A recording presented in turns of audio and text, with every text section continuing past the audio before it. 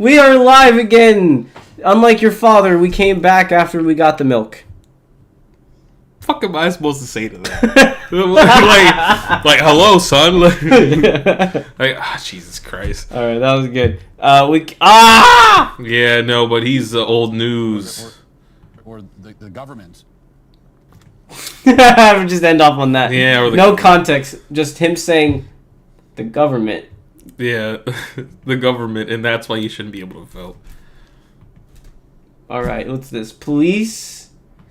Yeah, so this happened like about over a year ago, and the appeal just got denied for them. Pokemon Go so last year. Dude, it's fucking like 4 years ago. Like that shit's so old. It's so 2020. But little did we know it would become a reason why a couple LAPD officers would ignore backup calls. Alright, they got distracted because they're trying to chase a Snorlax. Oh, I love it. So when you think about all those, or when you see all those robbery videos at fucking Gucci stores, just remember that there were some police officers that thought it would be more important to go chase a Snorlax than to chase a dude stealing your Gucci slippers. Alright? To be fair, though... Do you even have Gucci slippers? Yeah, chances are you're not even shopping for fucking Gucci. Why do you care? Ratchety asshole. Yeah. If you ever get Gucci slippers, I'm calling you a ratchety hoe. Can you imagine going to like a Pokemon tournament area and you just see a police car right there chilling with the AC on, and he's there like, fuck this dude, and he's like talking about your Pokemon. He's like, what this fucking Snorlax, and it's your Snorlax holding the fucking tournament zone. Like, that would be crazy. That'd be so surreal. You know, I hate to say it, but I didn't actually get into that game. I got into it for a little bit. It's just, like, look, I don't want to start walking around this, like... Look, I live in the hood. If I lived in, like, an neighborhood that was suited for walking around or wasn't as unfriendly to walking around, yeah, I'd do that, but, like, you know... I know, I'm not going to dox myself. Be like, yo, when I live on this and this street... You know, I'm just going to... I mean, like, you know... Yeah. It wasn't even that. The game wasn't appealing. It was like, what are you even doing? You find the Pokemon, yeah, and then you battle them. You catch them all. Yeah, that's what you do. Oh, and then you can there's tournament spots. Back in my day, you caught them all with the Pokemon cards, and like maybe at like a fucking like Walmart. No. OGs. And the OGs. You can fight somebody's No. OGs. Pokemon that's there. The real OGs out there. Remember bringing like a whole ass binder to school with all 5,000 Pokemon cards. And then that was the real collectible. I hope they never... I guess they wouldn't get robbed because nobody would know the fucking value of Pokemon cards back then. No, they didn't. And also, the school we were at was kind of white. Yeah. So, yeah. You know, they also did back in the day the Beyblades thing, the spinning tops. Yeah, I like them. I just like the fact that you could actually battle them, like watch them spin and fight. That was kind of cool. Bit expensive of a toy though. Oh yeah. Kind of clunky too when you think about it. Like, imagine bringing like your collection to school. It's just like a turn top thing. You just spring it and they smash them together in a bowl. Yeah. Like you literally could have just bought like a regular bowl and had them fight. Yeah, but they don't have designs on them. I know they don't have the gold lining. Yeah. The gold paint. You put it down, but you don't realize the truth. Mm.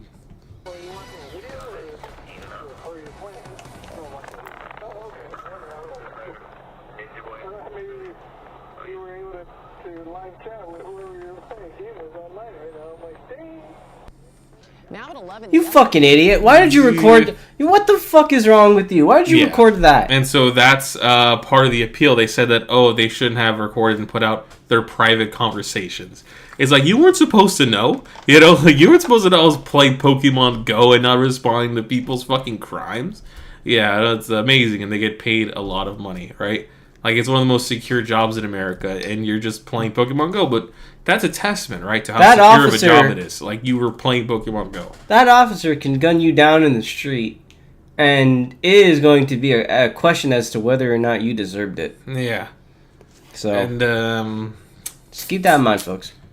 New Feel safe. Showing the moments 2 LAPD officers ignored a backup call about a robbery and instead played Pokemon Go. This all happened back in 2017 when the exchange was caught on the digital camera inside their squad car. The officers. Oh my god, that's so cute. That made me happy. Why didn't you just ignore all the crimes in America? You know, people reaching out their hands for you to save them so you can. I shouldn't be a cop though. Yeah, fair. That's why I'm not a cop. So, but it seems like you can be. They got it. I guess. And they ignored it. They ignored the call to the people. I guess I really could. They ignored all the cries for help. I guess I really could be. You know, I just realized. Oh my god. You know what? Fine. We're gonna watch some stuff impromptu real quick. Let's see. Oh god. What's this? All right, we'll watch that after. I think Daniel's gonna have a fun time. Ride around and talk about catching the Pokemon character Snorlax. After a captain reviewed the video, well, they were fired the next year. The officers tried to argue. A year. It took them a fucking year. Okay. Well, we had to review it and make sure that they had a year-long time to figure out what they're going to do afterwards. To think about their mistakes. Well, also, it takes a year to apply and get hired to another police station, right? So, you got to give them that year process where they, get to go to somewhere else to be a fucking cop. You remember, like, police that get fired or taken off duty for police shootings? Sometimes they get hired at other police stations. I wonder if these guys... So, they had a year to basically figure out that situation. I don't know if you remember... Even though they would have had unemployment. Do you remember that story where Florida promised to hire all the cops that were fired? Vaccine and wokeness? Yeah, I wonder if you would take these guys. I don't know about that. I mean... Just lie. Yeah, I feel like there might be some that might not check or might not know. So yeah, it's Florida. Who cares? But honestly, they're probably just going to go from like LA County to, Kern County or something. Yeah, I don't think they're going to have to go that far. Yeah, but Florida's so much nicer than Kern County. Fair. Holy shit! Like that's not. Yeah, sorry, Kern County, but like you're terrible, and I think you also know it too. Arguing the recording should have been dismissed because they were private conversations. Well, that's because you're a fucking idiot, and you didn't not record yourself being an idiot. Like, what do you want me to say? Like, it's like Nixon, It's an idiot problem. It's an idiot problem. It's like, but he bugged himself. Yeah. And then was surprised when they used the bug to go you after. Fucking idiot. Yeah, no, it's just dumb. And then it came up again in the news right now, the algorithm, because their appeal failed.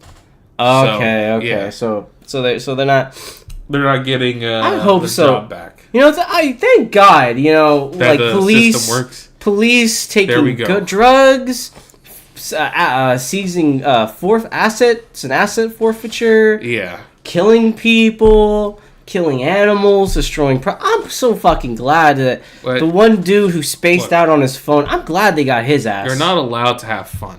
I'm glad they got the dude You're not allowed to play games and around. I can't believe I'm defending it. A silly goober. I mean, this, out of all the stuff we covered... You have to take fun in shooting people and not in, playing Pokemon Go. I mean, God, for God's sake, I think one of our first videos was a cop shooting a teenager. Probably. At one of the schools we went to. Yeah.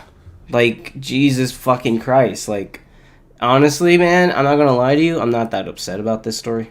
I mean, it's meh. I guess in the end they got what they deserved. Did they, though? No. Yeah, I don't... I mean, it's more justice that happens for a lot of other things cops will do. Yeah, I mean, that's what makes it exceptionally good. But it's such a stupid thing, though. Well, yeah, I mean, because the baseline is so low. The baseline is... I don't think they should have gotten kicked off for it. You don't think that they should be kicked off because they decided to play games instead of reporting to a crime? Desk duty. I mean, whatever. I don't know. Take them off the street. I wouldn't be surprised if you gave them a little bit of jail time for it because you're not responding to a crime. But they're not getting jail time for shooting people? And the fact that, they're asked for backup. Mm-hmm. What if something bad did happen? What if it ended up turning into a really big situation and they just weren't there? That's just... Especially when all I want from my officers is just not to shoot kids. Well, you know, that's my standards are so goddamn low. Like, I just don't shoot pregnant women, children, elderly men. Like, please, women, don't shoot. Best we can do is Pokemon Go. Yeah, that you see my point? Like, I don't care about this. I kind of wish it'd be like, can you go for the people who, like, shot the kids and shit? Like that safety officer who shot into a moving car with a kid in the back. This is what we call a compromise. All right, we're compromising. I hope you understand. Like, I know he probably shouldn't be on the force, but, like, out of all the things, if you told me you missed this, I wouldn't be like... Which cop would you choose? Yeah, like serve your community, the dude who spaced out playing on his phone, or the guy who shot a teenager in the back. Yeah, like there is a chance that the Pokemon dude was gonna shoot a teenager later. There's a chance you just get both. Which, I mean, I guess even then, the Pokemon guy, right? Because then it's like one less dude shooting at you. Yeah, I'm about to say, right? Yeah. Yeah, this is so bad. Yeah, no, our standards are low, but I'm fully willing to. This is the LAPD, all right? Leave me alone. It's not a big standard. No. Hello, I'm Mark Brown. Get more great. Hi, Mark Brown. That's the Bye, Mark Brown. Now drink some. Thank you for telling us the news, Mark Brown. Oh yeah, Russian Storm Z Suicide Squad soldiers refuse orders to return to Ukrainian front lines. So a little bit of background on this. I don't know if we'll include. Well, no, this, the topic isn't on Ukraine anymore. Now it's about Israel. Oh yeah, that's right. Now, you know what? I'm gonna look up something on ECOWAS as well while we're doing this, but just because we haven't.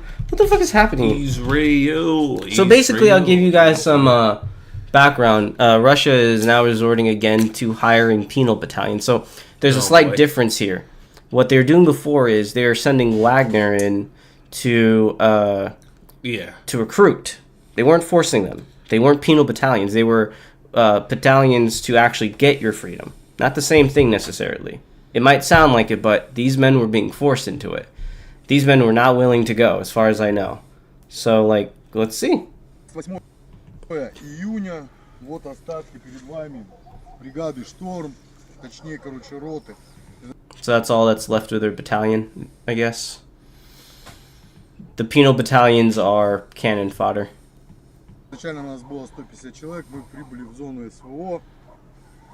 После ожесточительных боев, после всего, что мы увидели, вот остатки пацанов, что остались. Среди нас 2 200-х. Нас сегодня привезли с передовой вот в эти апартаменты. Все в интернете видели это видео, это место. Нам не поставлялась БК. Нам не поставлялись ни вода, ни продукты питания. Не вывозились 300-е. До сих пор там гниют 200-е. Их никто просто не забирает. Отдаются ужасные приказы, которые в принципе даже не стоило бы выполнять. Сейчас к нам приехали и сказали: пацаны, надо ехать в приют, наверное, передок. Опять в мясорубку, где мы уже были. И мы от этого не вернемся. Суть этого обращения такова. Мы, после чего мы отказываемся дальше. So Russia is getting desperate, resorting to the penal battalions, but they're also getting desperate. I believe not too long ago they did another round of mobilization. So not full mobilization, I think only partial mobilization. And I believe the Russians are allowing the individual republics, because like they have kind of like states, like Chechnya, they're kind of like states in Russia. They are now able to form their own military organizations to support the Russian effort in Ukraine. Oh boy. Well, because now there's the hole from Ragnar. That won't be a destabilizing force. It won't. Oh yeah, totally. Now let's hear why they actually, in fact, know Ukraine is going to lose. I think the Palestine-Israel. Oh god, Tim Pool with Jimmy Dore on the PBD. Oh, I found gold, brother. Oh my. Geez. I found gold. All right. It's a different conflict than all the other conflicts, right? So Ukraine, Russia, China, these are all provoked by the United States. And we're, what's happening in Ukraine is just a money laundering operation. And it's there so that we could have more liquefied natural gas from Western countries sold to Europe. And that's why we bombed the Nord Stream pipeline. And, Joe Biden. I don't know if we actually ever found, look, it's totally up in the air who did it. There's too many parties who have, let's be real reasons to do it. They all have reasons to bomb the Nord Stream pipeline. America having the most reasons, but everybody essentially has a reason. I mean, there's even suspicions that the Russians did it. I mean, there's no proof as of now, or solid enough proof. Yeah. I'll check it out. We'll check. Maybe Nord Stream pipeline explosion. Did they ever find out who bombed it? No. Who blew it up? 2AGs? No one knows. Yeah, just it's a question mark. Everybody's blaming everybody. Some people even think Ukraine might have attacked it as well, which, if I'm being honest, I don't think Ukraine has the... I mean, they do have the Neptune missiles they used to take out, I think it was the Russian battleship, I forgot the name of it, but it was like, they managed to take it out with 2 Neptune missiles. So it's possible. Neptune missiles are, if I remember right, they're like they're what they sound like. They're like water missiles. Yeah. They're Neptune missiles. They use these to knock out a big battleship off the coast of Ukraine. I wonder what Jimmy's stance will be on the Israel conflict. Oh God, we'll do that next time. Yeah, enough. I can't do too much. I can't do 2 Jimmy doors in one day. I know. Yeah, that's too much. Do it in February, right? I went off a total tangent there for a moment. Whoa. Putin has tanks that go across into Ukraine. We're going to end the Nord Stream pipeline. So that's what this was always about. And it was provoked. We provoked Putin to do that. But, what's funny is that Russia provoked Russia into doing it. Russia wants more land and more resources, possibly even a buffer state to NATO. Russia wanted it.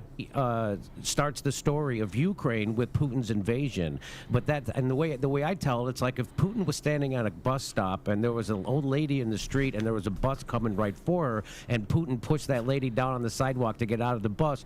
The mainstream media starts that story. Putin pushes old lady down, and they leave out the beginning. Like, no, there was a bus coming and he was trying to save. So they forget. Who is he saving Ukraine from? Ukraine. Yeah, look, how did he save Kyiv? How Ukraine was a completely unprovoked war. Because let's be real, anybody who's being honest, what threat did Ukraine pose to Russia before the war? Hell, even now, Ukraine doesn't have the ability to reach into Russia. Yeah, it can strike with some of its drones and some of its missiles, but to carry out attacks, it really can't. They have some militias, but they don't have any concentrated military forces. So, like, in before the war especially, when they were an underfunded army using mostly offshoots and leftovers from the 60s, Russia was in no way threatened by Ukraine. I mean, I guess they would be because they're a fucking paper tiger. Oh, well. In that sense. Well, yeah, when you're scared of your own, scared of your own shadow. When you're a house of cards, a stiff wind. But well, I mean, little do we know how weak Russia really was. Yeah, because by all intents and purposes, Russia should have won. They should have taken Ukraine. Well, if nobody supported Ukraine, no, in the opening invasion, they should have taken the capital. Okay, yeah, but they're not a well-maintained army. They're big, but they're under-maintained. They leave out the part that in 2014, the United States and the CIA instituted a coup in Ukraine with the right-wing Nazis, and the people in the eastern part of Ukraine didn't want to... The government shot at protesters during that same exact rally. And of course, nationalists in the far right would be with the protesters because they're nationalists. That just tends to be what happens during a nation seeking its own place in the world. And again, they weren't the majority. The vast majority were normal people. The vast majority of those people were normal people. So again, what is this like? What is it like? Everybody is a nationalist when a country's trying to gain its sovereignty. Damn near. So, what is this statement? Go along with I gotta let him talk longer than 5 minutes. And so they resisted it, and so that coup government, the Nazis, started bombing the Donbass. There actually was a peace agreement called the Minsk Accords. Guess who broke that? The Ukraine. It wasn't Russia. It wasn't Putin. Both sides broke it. It wasn't the people of the Donbass. So finally, after 8 years of shelling and 2 peace agreements that were broken, and the also Russia broke its own agreement, the one it made when it denuclearized Ukraine. In fact, my co-host here made a great point, but he made the point that Russia's invasion of Ukraine actually sets a very bad precedent for world affairs, because what it says to the world is, don't disarm your nukes, because if you do, the countries with the nukes are going to stomp you. Yeah, I mean, it goes back to the Gaddafi problem with Hillary, making a bunch of jokes, talking about how we destroyed Gaddafi after he denuclearized. I mean, look at Iran. Yeah, no, it just shows that if you do decide to take the peaceful route and give your nuclear arsenal away for the sake of peace, big powers in the world like Russia will just come in and fuck you. The world that he is advocating for is a far more dangerous and destabilized world. It is a world in which more people are going to die. And for what gain? For what purpose? So Russia can feel secure? Russia is a flagging economy. It's been flagging ever since it dissolved. It's never going to bounce back to its former place in the world. And that's kind of what this is. This is Russia's attempt at gunning for its former place in the world. But, we're seeing how here's a good example. Do you know that Russia actually, a lot of its, newest BMP-3s have water fording abilities? You can actually make them amphibious. You don't need to make bridges. That is actually something you do in war. You know how the Romans, they were able to build... That's still a modern-day military operation. Militaries still, to this day, in Ukraine, have to build bridges while being fucking shot at.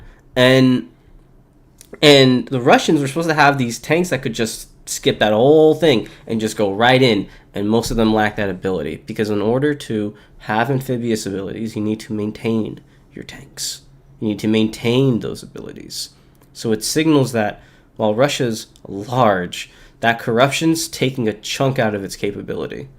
So, I'm just rambling, man. Ukraine into NATO. Why does it keep doing that? I don't know. And Putin said, hey, if you just promise me you won't put him into Ukraine, I won't invade. They wouldn't do that. Why? Because they wanted this to happen, because they when they ended Afghanistan, they needed a new war for the military-industrial complex. Which is when people were giving Biden all that credit for ending Afghanistan, even though he did it horribly, people were still giving him credit. I was like, well, let's wait and see what he's going to do with that money that they've been spending in Afghanistan, because I bet they have another war up their sleeve, and son of a bitch, they did. It was Ukraine, which they've been ramping up for at least 8 years, and they've admitted that they've been doing this and ramping up and provoking this, and anybody who knows anything about it, this was completely...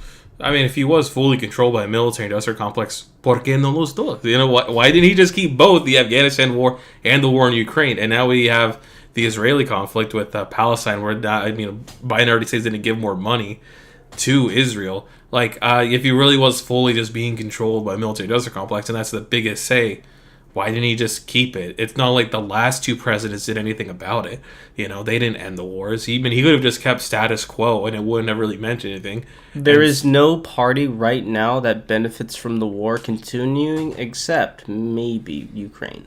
But that's because the longer the war goes on, the longer they have to regain their territory. That's the only... And even then, they're going to pay for that territory for generations. Their country's going to be in so much debt.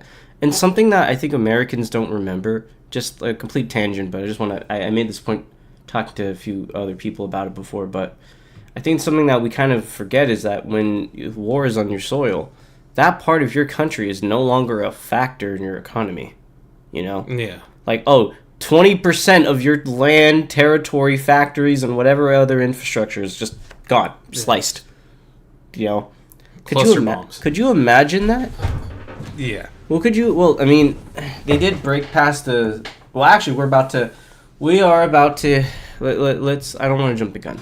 I'm about to jump the gun. 100% provoked. They wanted this to happen. They ramped up the bombing in February so Putin would invade. They doubled it. So that's what's happening. And the same thing, and if you think Russia and China, we have 800 military bases around the world. We just built 3 more in the Philippines to get ready for this saber rattling with China. And they just built a military base in Syria. As they call Putin a thug and a gangster for doing what he's doing in Ukraine, we are occupying a country right next door, a third of it, which third? The oil part. And we just built a military base there, and that's why they hate Trump, because he told the truth about it. When they asked him, hey, why are you leaving troops there? And he said, for the oil. It's our oil. And they can't.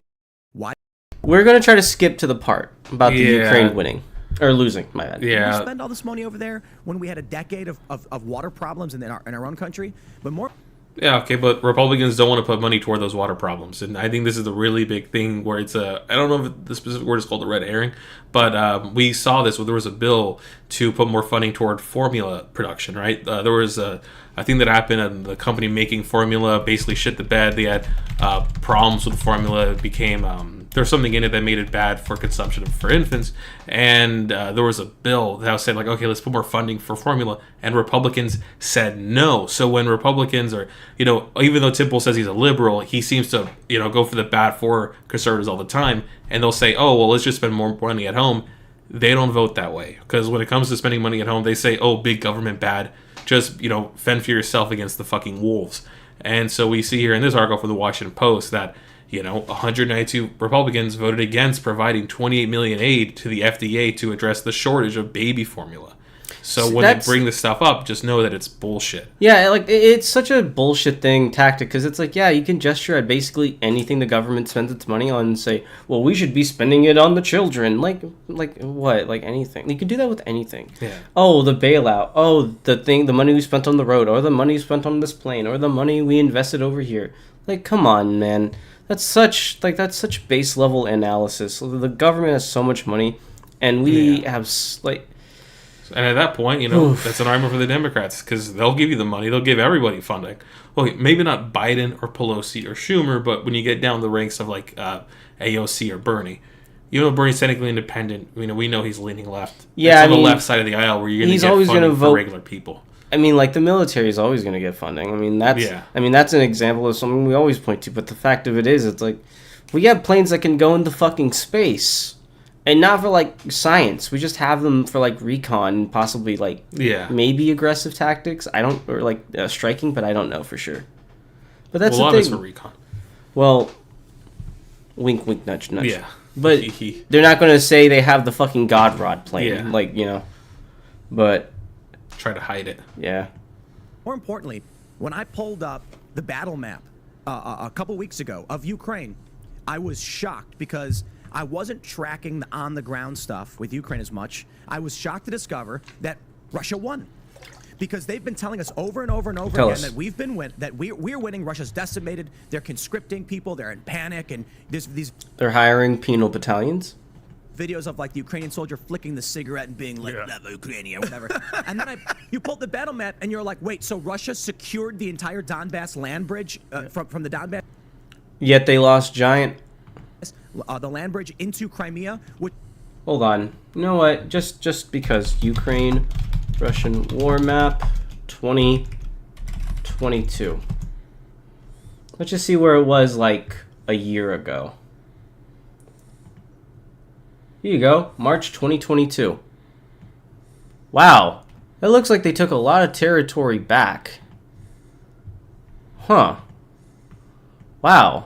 It's like they have all of Donetsk and all of Kherson, and now they have literally half of Donetsk and damn near half of Kherson. As a small brain person, I'll tell you this: the dot where Kherson is not fully covered anymore. No, it's not. It looks like Ukraine took back a fuck lot of territory. Yeah, you see a little cover on the left. Oh yeah. You see a little cover. Kherson used to actually belong to the Russians. It's more disputed. It is disputed. I mean, look at the Donetsk. Yeah. I mean, they took back a shitload of the Donetsk territories. Yeah. So, I mean, that's primarily... Oh, actually, here, just look at Kharkiv. There you go. Look at the Kharkiv region. Yep. There. And so the map shows us what? That Trump's going to win by 50 votes again, Temple? You remember that one? Remember you said that Trump's going to have this landslide victory? Yeah, right? Tell me analysis. Tell me how Russia's winning. Go on. Yeah. Which was their stated goal. So I feel like every story coming out saying we are winning and let's go, and I'm like, Russia wanted to control access to Crimea. It's their access. Yeah, and they lost every other objective. access to the Mediterranean, through the Black Sea, through the Bosphorus, into the Mediterranean, because they want to. That's how they ship a lot of their oil and gas. And what the threat was to them was that if Ukraine joins NATO and the EU, it cuts off Crimea. Well, first of all, before all this in 2014, before Crimea was basically taken by Russia, and they had a referendum, call it whatever you want. The threat Russia's facing is we have the Sevastopol base. We transport a lot of our energy through here. If Ukraine falls to the EU and NATO, we lose access to the Mediterranean. We can't allow that. So first thing they do, they walk out of their naval base in Sevastopol and say, we're already here actually, quote unquote referendum, take it. With the expansion of the war, they needed to secure access into Crimea outside of just the actual bridge over water, which we saw bombed not that long ago. Now I'm looking at this map, and we have it right here. Wow, Russia's secured land access into Crimea, which was my understanding was their stated goal.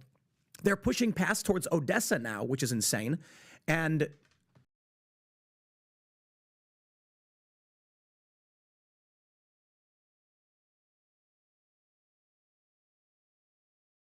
oh wait, oops. This was back in 22, by the way, but the point still stands. You see how much land, how close they are to the border here? And now even more of this land is taken in this current year. So there's a point to be made that Ukraine actively threatens basically every other land bridge besides the Crimean land bridge. And even then, they do threaten it and bomb it on a very regular basis. So I don't fully understand. Like, they don't actually. It's a pretty precarious position they're in. It's being bombed regularly. The bridge gets knocked out like every other month. So, I don't know. When I talk to neocon types, pro-war establishment types on the left or liberal Democrat, whatever you want to call it, I hate that characterization because you don't have to be pro-war to be pro-self-defense. Yeah. It's such a massive mischaracterization of like the position because you don't have we invaded Afghanistan and tried to topple its government, trying to find it one dude. And then we took, 12 years finding that one guy? We're trying to help a whole country defend itself so it can exist. We don't even have to send any people there. These wars are not the same. People keep comparing them, but not understanding that, just because it's a war doesn't make them the same kind of war. Ukraine is a democracy that's been around for 30 years. That's something that people forget. Ukraine existed before America got there. America didn't build Ukraine like we attempted to build Afghanistan. Ukraine has promise. It's a developing economy. It is one of the largest shippers of grain in Europe. It has massive potential to be a successful contributor to the world economy. So no, this country deserves a chance to exist and fulfill that promise. They keep saying, no, Vladimir Putin wants Poland. No, Vladimir Putin. And I was like, what strategic value does Vladimir Putin have right now economically? Look, you want to make the argument that Putin's 20-year plan is to invade Poland? Fine. But right now, what we're dealing with... So then why don't you care about his 20-year plan? Well, we'll worry about it in 20 years. Yeah, we'll just worry about that and then just talk about how, it's America going on the offensive for Russia's invasion. Look, I'm not pro-war, but I want America to defend itself. I want it to assist countries in defending itself. I mean, I think for the first time, our generation actually has a war that is valid in supporting. And we don't even have to put ourselves on the line. Ukrainians want to fight. We should help them. It's like, why is the one time we actually have a war that's justifiable and Americans go, nah, we'll go to Panama, we'll go to Nicaragua, we'll go to Iran, topple its democratically elected government, Afghanistan, destabilize it for the next 30 years, Iraq, that too. Oh, but Ukraine defending itself? Nah! Why is it the one time we have a justifiable conflict and we're just like, nah! Yeah, they just, well, that's simple for you. It's all of America. Yeah. This makes total sense in terms of bringing oil into the Mediterranean, competing with on the oil market, and you telling me that Vladimir Putin is a comic book villain who wants to take over the world means nothing. It says nothing about his strategy, nothing about where he's placing his troops. It don't have to be. It's not about what he's doing. It's about what he's going to take away. Ukraine is a country with promise. It's a country that should exist. You see, that's the trick, right? A lot of these people use. is they ignore the existence of Ukraine. They act like Ukraine is this ephemeral thing. Like, look, if we're being fully honest, the Afghanistan government, the one that we attempted to install, it disappeared within a few weeks of combat with the Taliban. But how long have the Ukrainian army been fighting the Russians? A far, in number, on paper, far superior force. They've been fighting them for years now. So this is not a country that's going to capitulate at the first sign. Like, they're going to fight. They want to be a country. So I guess that's just the trick a lot of these propagandists use. They just pretend Ukraine's just this ephemeral thing when it's not. When I look at this, I'm like, oh, right. He wants the land bridge into Crimea to secure it so that you can't kick him out. He's gotten it. That seems like a military goal. It seems like Ukraine's lost this one, and we're dumping money down the toilet. Question. That's not really the goal. In fact, most military planners realistically, I hate to say it because I know Ukraine wants to prove otherwise, and it can. I actually firmly believe Ukraine can prove otherwise. But the overarching, I think the feeling in the air, the wind, is that Ukraine might be able to take back a vast portion of the territory seized in the east. Probably not Crimea. They are doing probing attacks on Crimea. There have been special forces raids on Crimea, successful ones. But it's so far behind the battle line that it's probably not happening. But there is progress being made on that sector. So I'll give you, I'll show you. So this is called the Shrrooms line. Recently, Ukrainian, if I'm correct, the Shrrooms line is, I'm probably saying that very wrong. Sorry, Eastern European viewers. Know that it's still all love here. Anyway, the Shrrooms line is roughly speaking, sorry, I'm trying to cross-reference these. It's roughly like, what would it be, like here? Or here? It's a little hard to tell, but point is, they're making massive progress. The Ukrainian army is actually using those cluster bombs to decent effect. See, that's the problem, is how does that make you feel? Like, how, because like I will fully agree with you, the cluster bombs are horrific, but the fact that they're actually making it possible for Ukraine to take back its territory. Well, just by looking at the two maps, we see that Ukraine has been taking more territory. Yeah, they're advancing in the Bakhmut sector. And to say that, all that money is null, is for nothing, that's not true. Just if you did a side-by-side comparison of the maps, you'd see that there was ground lost from the Russians and gained by the Ukrainians. So I just, maybe instead of looking at one map, if you looked at multiple maps at a timeline, this like a flowchart, you'd be able to see that there was progress. Well, that's the thing. It's just like, what are you? I guess that's the thing that is upsetting me. Is like, what are you getting? Yeah. Like, how? What are you getting this from? He lacks context. Like, this was just Look at that difference. Look at the top. Yeah. Holy shit. What the fuck is Tim Pool talking about? Ukraine is not wasting that money. They're using that money to overwhelmingly great effect. Yeah.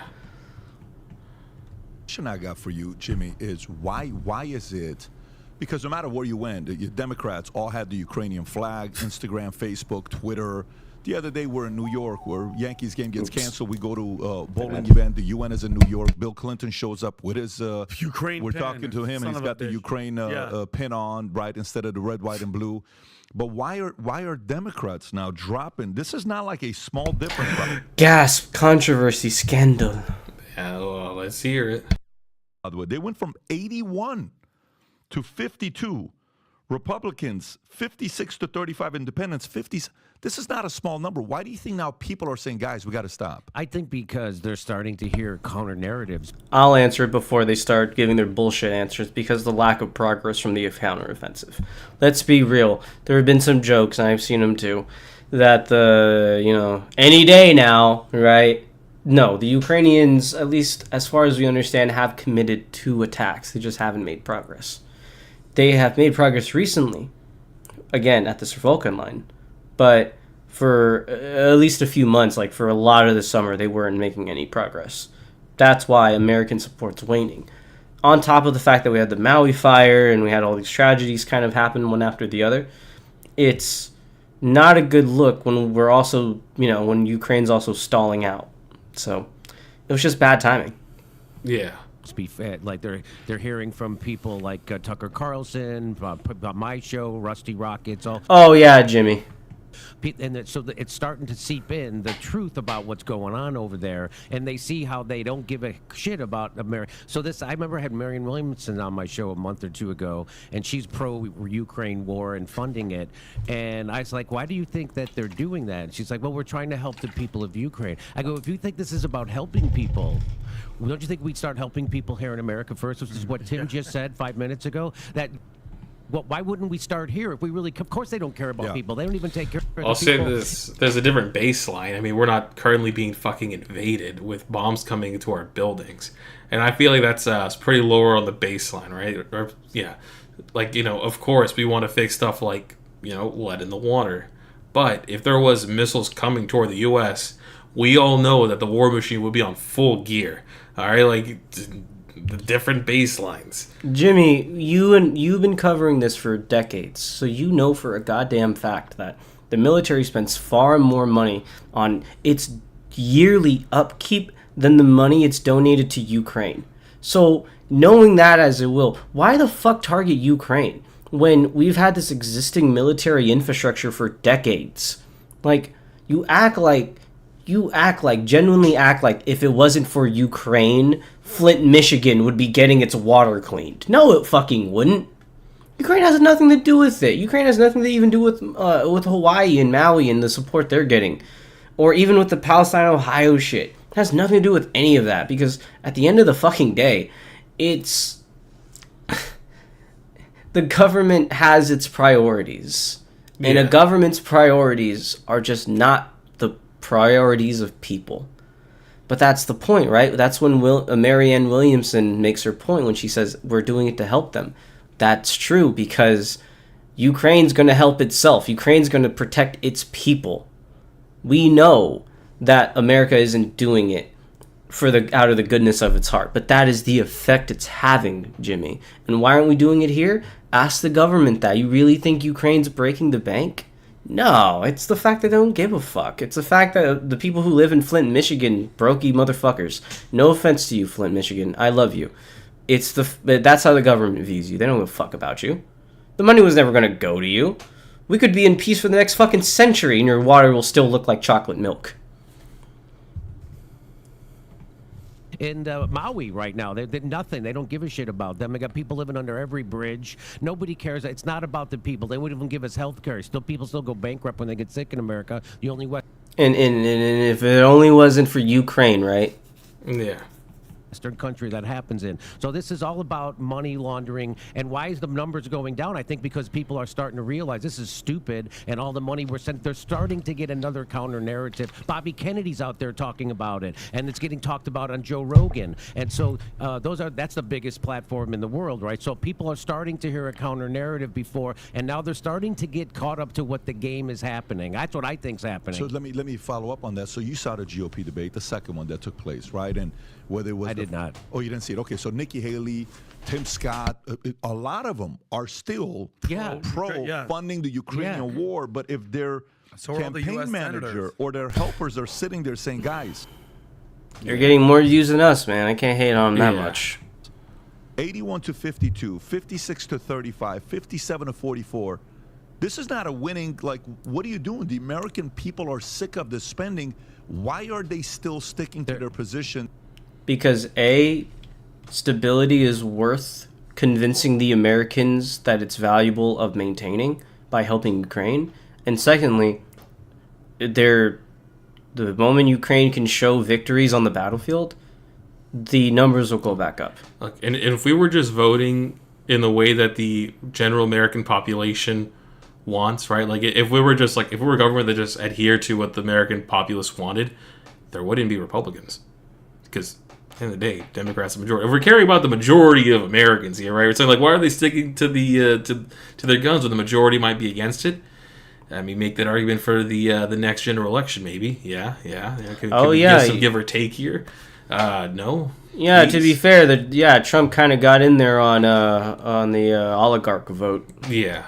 On the House, what was it? The educate. What was they called again? The Electoral College. So I mean, if we're just talking about politicians following what the American people want, I mean, then there wouldn't be Republicans. Yeah. You know? And again, like, it's not even that.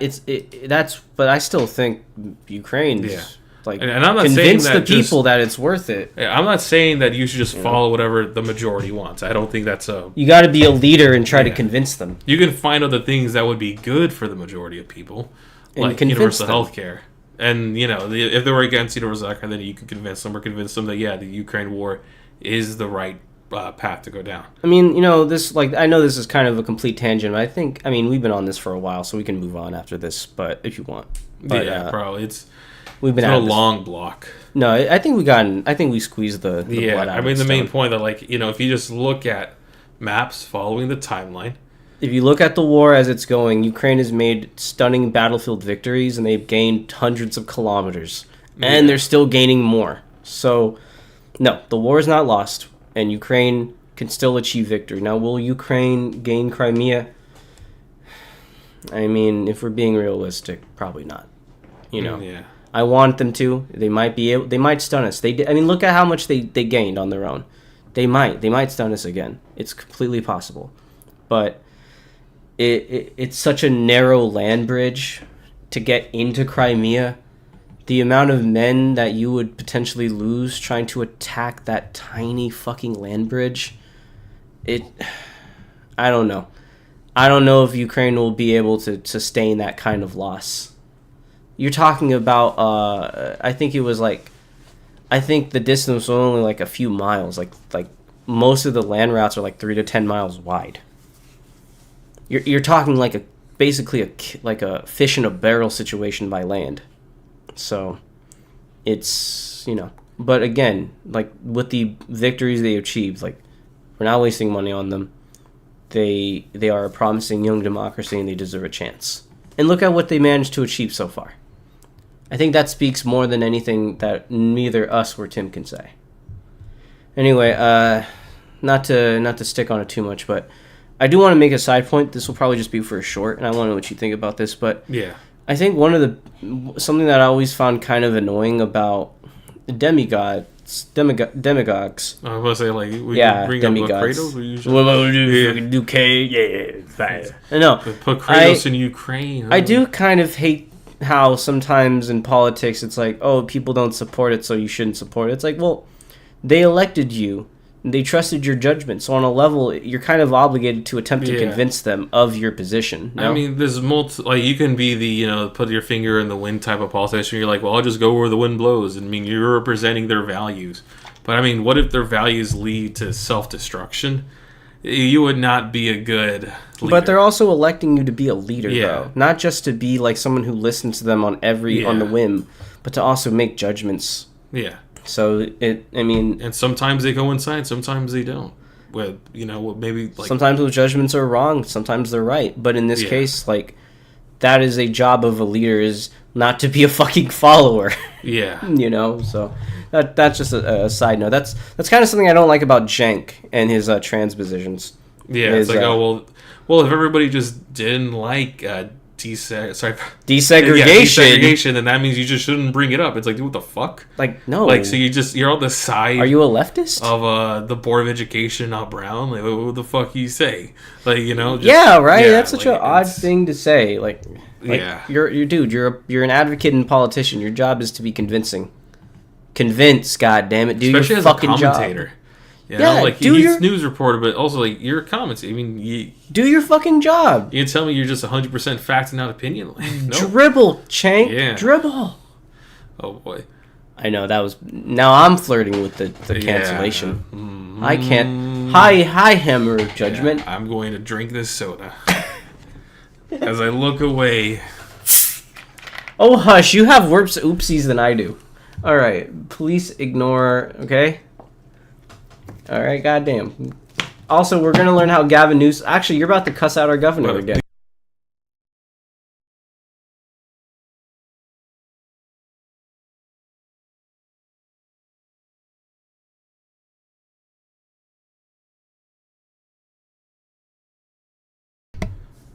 Gavin crushed your dreams again, like he crushed mine. He got rid of insurance for striking workers, so that's where he hurt me.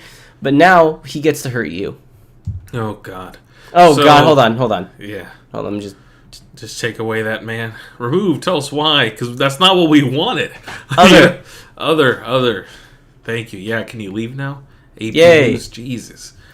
So California governor basically said no to psychedelics in California. This was a bill to decriminalize it. Did Pfizer cut him another check? Likely. And I mean, the man who said no to universal health care in California saying no to different routes of healthcare, not a surprise. And he said a main part of it is because he wanted regulations and stuff, basically like a guideline presented to him to put into stone for researching psychedelics. But in this bill, it would just tell that the health agencies to give him guidelines, and that he'll put them into effect during the next law round, right? Just so you know why that's so strange is that when California legalized, I remember actually very specifically when California legalized marijuana a few years back. Yeah, they waited a whole year, I think, in order to get the shops established because they were getting the guidelines in place. Yeah. So like the whole idea that you need to have all the guidelines and rules set up in place before is kind of unrealistic and ludicrous. So why did you do this for psychedelics but not for weed?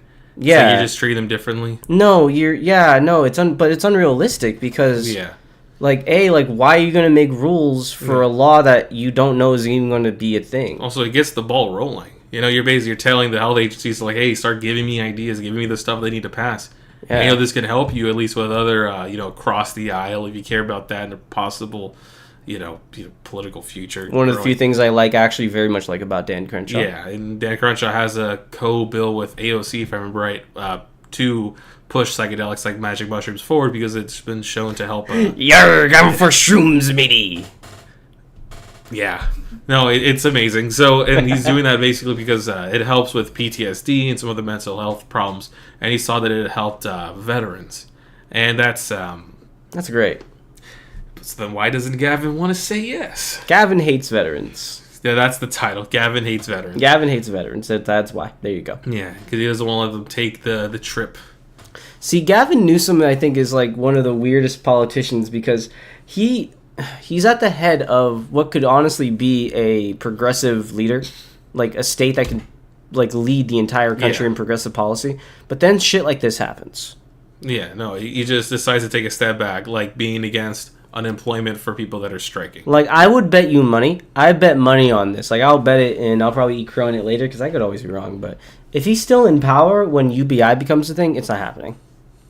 Right? Yeah. Isn't that the kind of shit I have a lot of realtors paying my fucking checks. Yeah. So, that's the problem. This is the point I'm going to make about it again and again, is that Gavin Newsom is honestly not that bad if you look at him from an overall holistic policy and viewpoint. He's not that bad at all, frankly. But every negative decision he does is amplified because of the fact that he's the head of the 8th largest economy on earth. From right, he used to be top 5. I don't know if they went down a notch, but they're basically a powerhouse when compared to the rest of the world. And if they took the step forward, then it could push a lot of the surrounding states or even other countries to be like, hey, look at this. If it's okay for them, it might be okay for us. Exactly. So this goes back to the point that me and you always talk about. This is my problem with incrementalists.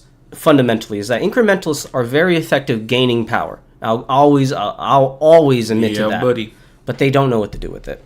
Well, once they're there, or no, they do. They just fuck the rest of us over. They put their toe in the water and say it's cold.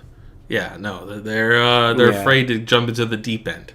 Well, political strategists say this might not serve us as well as if we just don't do nothing again. Well, were you going to get somebody who was further to the left in? That's the sad part, is that as much as people would like somebody who's a bit more... every time we get someone good in there, they stay in there forever, though. We've only gotten 2 guys, though, to be But then fair. again, are you going to get them in as a president or governor? I mean, even as a senator, it might be hard. You have special cases like Bernie Sanders, but then again, you could argue that maybe because it was a smaller state, there's less factors to play in, right? I just want this damn country to move forward, man. I want this country to pick a fucking route and move. You know what I mean? Instead of it like, it's like this big amorphous mass that's trying to pull itself apart. Well, they'll probably be, behind other states like Oregon and possibly even Colorado with Denver. Mm-hmm. And it's going to be the same thing like weed, where California could have led the charge, but other states did it for us. Yeah, for some reason, we have to trail behind states like Oregon, Colorado. Newsom, Oregon. Really? Yeah. Fucking. I mean, in Oregon, they already started putting out, we did an article on it, but they have psychedelic centers now. Oh, yeah, with, no vetting. So, California's already very behind. Damn, they went kind of hardcore with it. I mean, it's just basically, you just sign up. You just log in. There's a long list, but, you'll be on there. So they'll get to you eventually. Yeah. And if that's... Go Oregon. You could have just, passed it and just saw from Oregon that it's not going to destroy the fucking nation. But no, it will destroy the nation. Hear no psychedelics, see no psychedelics, speak no psychedelics. Sorry, I'm trying to... Yeah. Yeah, so... Okay. One moment.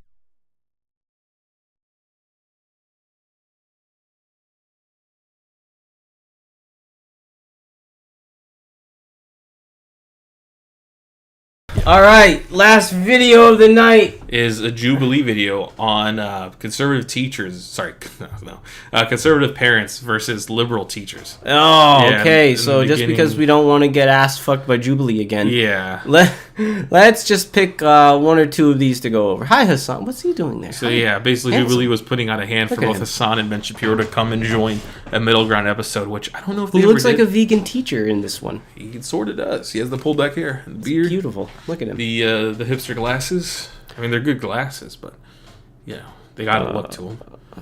Affirmative action. Oh yeah, boy. All right, that would end up becoming relevant real soon. So this, I think, we pick one. Each of us get one, and then we have to agree on one. So you pick first. Let me see the list again. Let's see. Teachers have their own political agendas. Oh boy. Discussions about sexuality do not belong in schools. Yep. Affirmative action is racial discrimination. Keep going. Teachers with guns make schools safer. Teachers are not paid enough.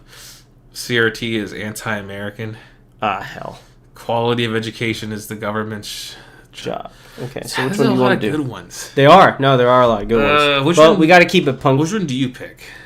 Fuck you! Don't do that. No, you go first. I need like a bullet point list, and I just stare at them for 30 minutes. No, you podcast. You get 30 seconds. Can I see the thing again? Let me. The ergo mouse. Yeah, the ergo mouse. Fucking space mouse. It's weird, but it works. It helps you not get arthritis. Yeah. I think that maybe. mouse needs a pad. Yeah. Here, hold on. You want the pad? No, it's okay. We're making do. We're making. Here, just it's a fucking pad. Just okay. Hey, better. I'm more a tampon person, but teachers are not paid enough. CRTs, fuck. Pet project. There's two I would want. Be affirmative action. If I'm being honest with you, there are two that I want to choose as well, but we can't do that many. Yeah. Remember, we do have to agree on one as well. Yeah. And I'm pretty sure it'll be easy agreeing on one of these.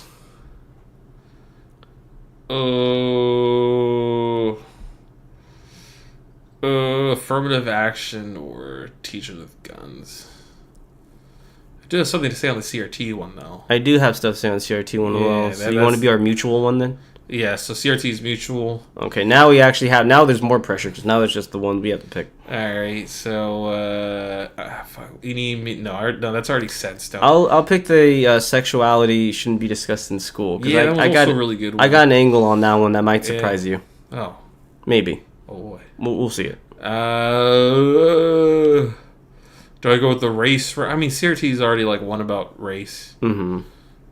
And we can teachers aren't paid enough. CRT is also. I was thinking that was my second one, but I felt like it, but then I'm also kind of obvious. Yeah, it's okay, it's a stereotype. Yeah. That you're a teacher. Oh, broke fucking teacher. Yeah. Good luck paying your bills. Yeah. So I guess I'll do teachers with guns. God, that's such a bad. Affirmative action? You sure you don't want to do the affirmative action one? I'll be honest with you, the affirmative action might be very interesting, because CRT is more of a historical thing. Yeah, if I probably do affirmative action. All right, then, let's do sexuality. Sexuality. Let's see. All right, let's do it. All right, I don't know if you want to get this back over there. Yeah, I would like that. Thank you. It's your property being returned to you. No! We did all that work. Oh, no, I think it's because, you know. Oh, no, did we go to Just too much. When parents there we don't have go. the knowledge of what goes all on right, inside we can of fast forward school, a little bit. I think it's important for those parents, you know. Okay, discussion about I had sex. a sex ed class when I was in 3rd grade. Doesn't it was belong. Quite simple. Boys go in this room, girls go in this room. Oh, is that what this is? Black okay. and white TV. You know, you see the genitalia, and you're like, oh God, I got one of those. Cool. Now we're figuring out what I am. The fear is these schools have no boundaries. Like, if they do the classroom thing where they want to split kids up, how many genders are we going to do this? We're going to put boys, them, and then girls, and then how many rooms do we need to create for equality? Or are we really chasing equity? And I think parents now are beginning. Co-ed, or you can just do the sex you were born with. That's also knowledge that your school would have. I mean, a lot of schools do the co-ed. I mean, I remember we were made to do it in the separate ones. Yeah, but some schools do it co-ed also, but like they have the information of what your sex is. Yeah. So I mean, that's what they do. Like they don't separate it by gender, but by sex. So see, that's the tricky part. Is that if we're talking sexuality, right? Not sex identity or orientate, just sexuality. That can be done in the science classroom. Yeah. So, like, if that's what this is, because like I thought we're talking about like sexual orientation and identity, but if it's just talking about sexuality, like how it all works, that shit could be done in a science classroom. Yeah. You could do it in the most sterile, boring way possible. It's kind of how you should do it, if I'm being honest. And that's how they typically do it. Yeah. They did it with the banana. Yeah. Oh my God. Teamwork about sexuality. Come on, it's like a rite of passage for a lot of young men, a lot of young boys going through the public school education. Is that someone at some point is going to show them how to put a condom on a banana? Yeah. Especially in a hyper-sexualized culture. My kids don't need to know at 6, 7, and 8 years old about different types of sexual acts. That's not appropriate. People think that this is... So like that, see that, okay, so I'm going to let him continue. It's kind of happening. It's a one-off. It is in so many schools. Where I live in Florida, there was a poster going around where kids could text anonymous strangers to get information about sex. And on this poster in school, want to get laid? Wow. I mean, it's beyond, and there is a push for pleasure-based sex. Pleasure for who? My oldest is 9 years old. Look, all I'm just gonna say is you're going to end up with a child that is pregnant because they had no idea how to do safe sex. Like, you're gonna tell me that Teenage Mom wasn't a literal fucking show in America? You're gonna tell me that isn't a problem that a lot of conservatives will cry about? But do you think that is a little too far though? Because I mean, was it a middle school, high school? Like, that is two different levels. If it was high school, it becomes more acceptable. Even a middle school, high school is a little too much. But yeah, I got you. Like, well, I would say that they need to learn how to do safe sex. They should learn how to do safe sex, but because you're gonna end up with a child that has a baby. But can we agree that there's a difference between pandering and normalizing? Like saying stuff like "want to get laid," that is inappropriate. Like, I'll give you an example. We're talking about me and my family were talking about this earlier, and I'll say, like, my family has 2 lesbian couples in it, so we're not, My thing is normalization is like when you show parents, like what are parents to children? You can show like mom, dad, or 2 moms. Like, that's just one of the variations. Like, that's normalization. Some people would call that even more, but that's what we agreed on. And then we think that pandering is more like doing the drag shows or talking about sex or talking about who you can love. It's like a lot of that stuff's not really on a kid's mind. You know what I mean? That's what I mean when, like, there's a difference between normalizing the existence of gay people and forcing it down their throats. Because I do think on some level, like the coming out day in the LAUSD, like, that's a little weird, isn't it? That is a little bit odd. I feel like you're going to push people to come out when they may not be ready. Or when they're not even, like, when they don't even fully understand it. Like, not, like, That's something that they should be exploring with their peers. They shouldn't be interfacing with adults on that type of thing unless they're asking questions, unless they need answers. But like they shouldn't be talking to adults about explicit stuff, in my opinion. That much, like especially strangers or even teachers. Like that's kind of weird. You know what I mean? Like you can talk about safe sex, but I don't think that's the same as explicit sex. Yeah. You know what I mean? Like, that was kind of the angle I was going at this from, because, like, I do think, like, you don't need to overemphasize it. You don't need to always talk about it. But I also think, like, I want them normalized. So, that's kind of the rub. You know? Struggling to follow. It's like there's a line between forcing it down their throats and normalizing the existence of like people. Just treating it as normal. Mm-hmm. Yeah. It feels like they're like almost venerating it on some level. Yeah. Well, let's see. They get to the sexuality parts. Right now they're just talking about just like regular sex. But that was the angle we were coming at it from. I thought that was an interesting angle. To things, and we do have conversations about it, but that's a conversation that I should be having with my 9-year-old daughter. If a 6th grader or a 4th grader is going to be prompted by a teacher, hey, what are your pronouns? As a parent, I should have a heads up about that, because they're not even going to understand the question. And so I think that the idea that those conversations are started in. Do you think a kid should see like right here, for example, this is one of those tricky spots, because on a level, I don't think kids are thinking about their pronouns. Most kids probably aren't. But what about for those kids who are? Because to be fair, like, trans kids are a super small part of the population. So if they're one struggling with it, you know, if a kid does it unpromptly, should they not be able to seek guidance? And, you know, like, the parents should know, like, in the districts we live around, the parents are actually now, like, required to be told if the kid comes out as gay or trans. Yeah.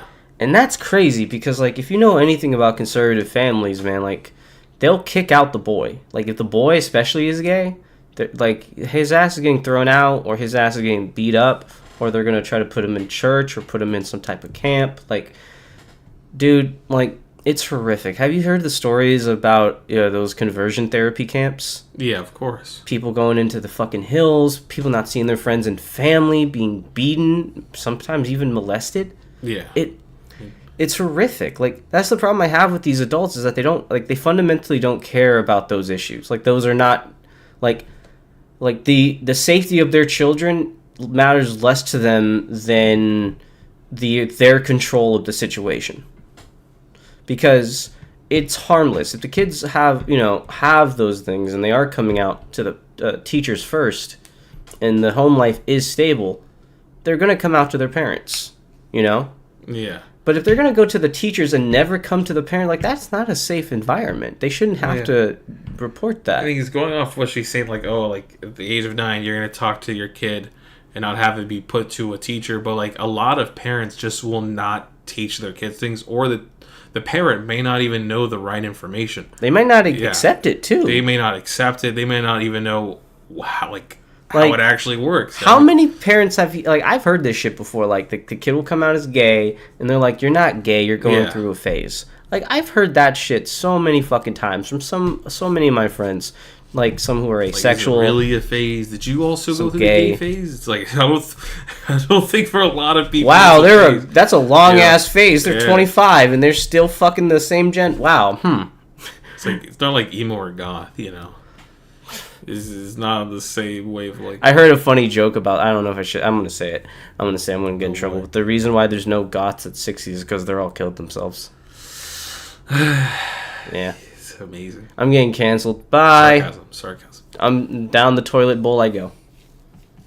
In the classroom instead of in the home is a big problem. I have a family member who first day of 6th grade was asked for her pronouns, and she stood up and said that as a person of faith, she believed that God didn't make a mistake making her a girl, and so therefore she identified as a she, her, and she was sent to the principal's office. And just so you know, young people who may or may not be watching this, or even adults who may be watching this, God made humans in their image, which means our minds are beautiful, which means that if they think, like, trust the judgment of a human being, trust that journey, Trust the developing journey that a child will have when they learn about who they are. Because maybe who they are isn't who you envision them to be. And also, like, why do you have to believe that God screwed up? Like, maybe they just put you in the body of a as a male, but then you have the mind of a female. Like, why do you have to just believe, like, this is a fuck up? That's a bit of a slip. That's already like, you already got groomed to that position. That's kind of how people talk about autism, dude. It's like you just came out of the bat thinking that this was a bad thing. And I'm so sorry you have autism. It's like, bro, what the fuck? It's like that was it right there. They've already been groomed to this position. You've already put them in that place at below 10 years old.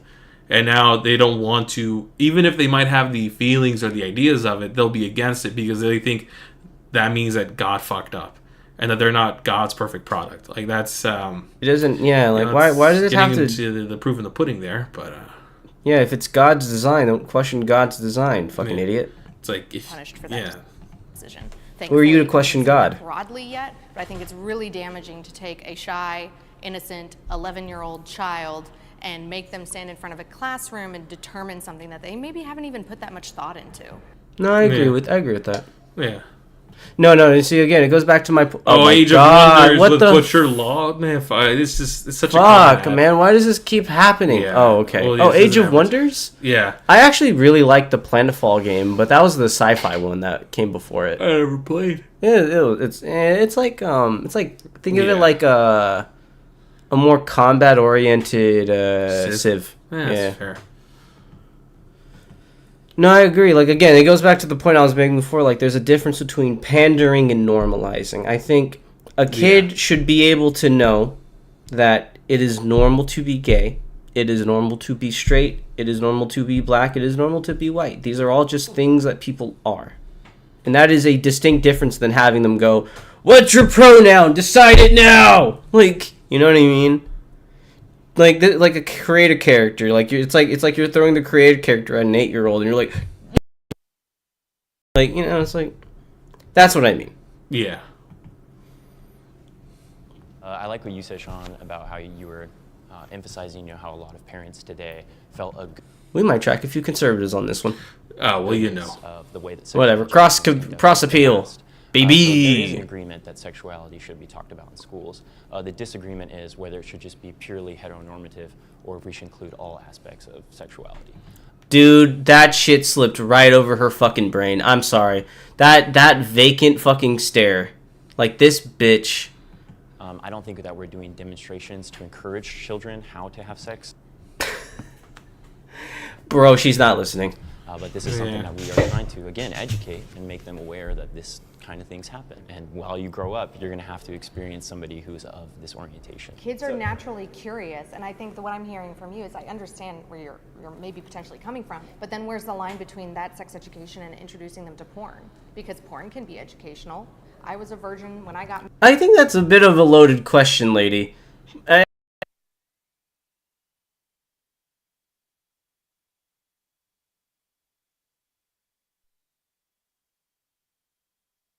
People quoting stuff from books.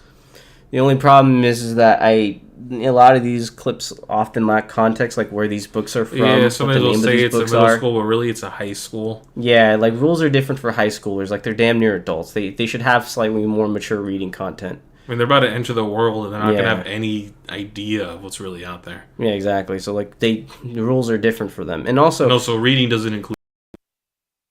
I mean, if there's a book with pictures, then you can make an argument like... Yeah. Actually, that just reminded me, a book I read when I was super young, it had super explicit acts of sex in it, but it was all... You've been groomed. Oh, and actually, I bought the book myself at a bookstore. Oh. I just bought it for random... I just thought it looked cool. It was called Army of the Republic, and it was, I think it was like a book on, like, civil protest. Yeah. And it had very explicit sex scenes describing, like, the female body and all that. And I read that when I was a fucking middle schooler. So... like, maybe there are some kids who will express interest in that, but they're going to be their own case, and they're going to probably search it out for themselves. I think there's an elephant in the room, because, like, I understand that school is a really big part of people's lives, and, like, you don't want to, give your kids the wrong position on things, but I want to say this. at least it is in educational settings, but the chances are, especially a lot of parents will just give their kids an iPhone and send them off running. They're going to find all of this stuff without the context of it being an educational setting. And they might just benefit from the fact they're getting educational settings, so they're not getting all the wrong ideas. She's saying, like, oh, well, do we just show them porn? They've probably already seen porn. What kind of response, by the way, is that? They're going to see porn. But they got to like have an idea as to what this is and how to address it, because, you know, like, we live in the age of information, and it's, you know, with your kids, like, $100 phone, they can see whatever they want, and they might just stumble upon it because that's just the nature a lot of us got exposed to porn. Yeah, like, you know, coming up during like the rise of cell phones, like, you just see a bunch of horrific shit, and at least in an educational setting, they might be able to address what this is, and it's controlled. And how it's controlled, and how you but, shouldn't be. You know, I realized something. I made a connection too. Note that response when the teacher said, "We just want to make things normative." And then that conservative woman jumps immediately to sex acts. It's like, that's like no, what was it, like a no faith kind of discussion. That's a very loaded response. Like, is that really the default expectation that conservatives are more obsessed with sex than liberals are? Yeah. Like, that alone is proof that they're more obsessed with sex than the liberals are. They're thinking about it more. They're angry about it more. Married. I think we're going to move on in a minute. Fun of and heard, well, how are you going to know if you don't try it? We hear that a lot too. If you haven't tried to kiss a girl to see if you like it or not, then how do you really know that you're not a lesbian? How do you really know that you're not gay if you've never slept with a guy? How do you really know that you want to be in a monogamous relationship if you don't sleep around? And when you... My only question to you is, though, do you really think that you questioning it is necessary? Like, as a parent, like, do you think that doesn't have a sort of a chilling effect? Because, like, especially the way some parents come at it. Like, what if you have a gay kid and you're like, gay? And you might not even be against having a gay kid, but, like, just the way you ask could just make them not want to tell you. The wrong impression. Yeah. Start to introduce those questions to children, specifically prepubescent ones.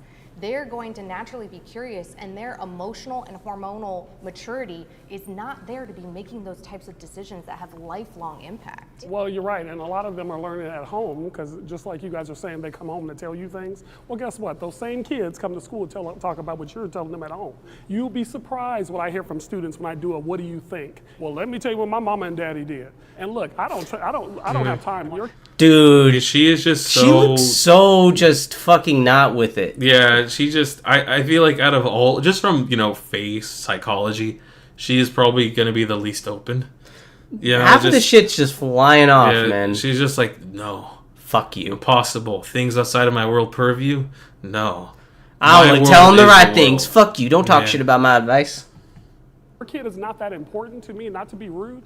I got like 300 students. Your kid is no more important than the other 299. So I love this guy's energy. Yeah. This bro has taught public school for a long time. Yeah. Let me get you to think like me. I can't get my own 23-year-old to think like me.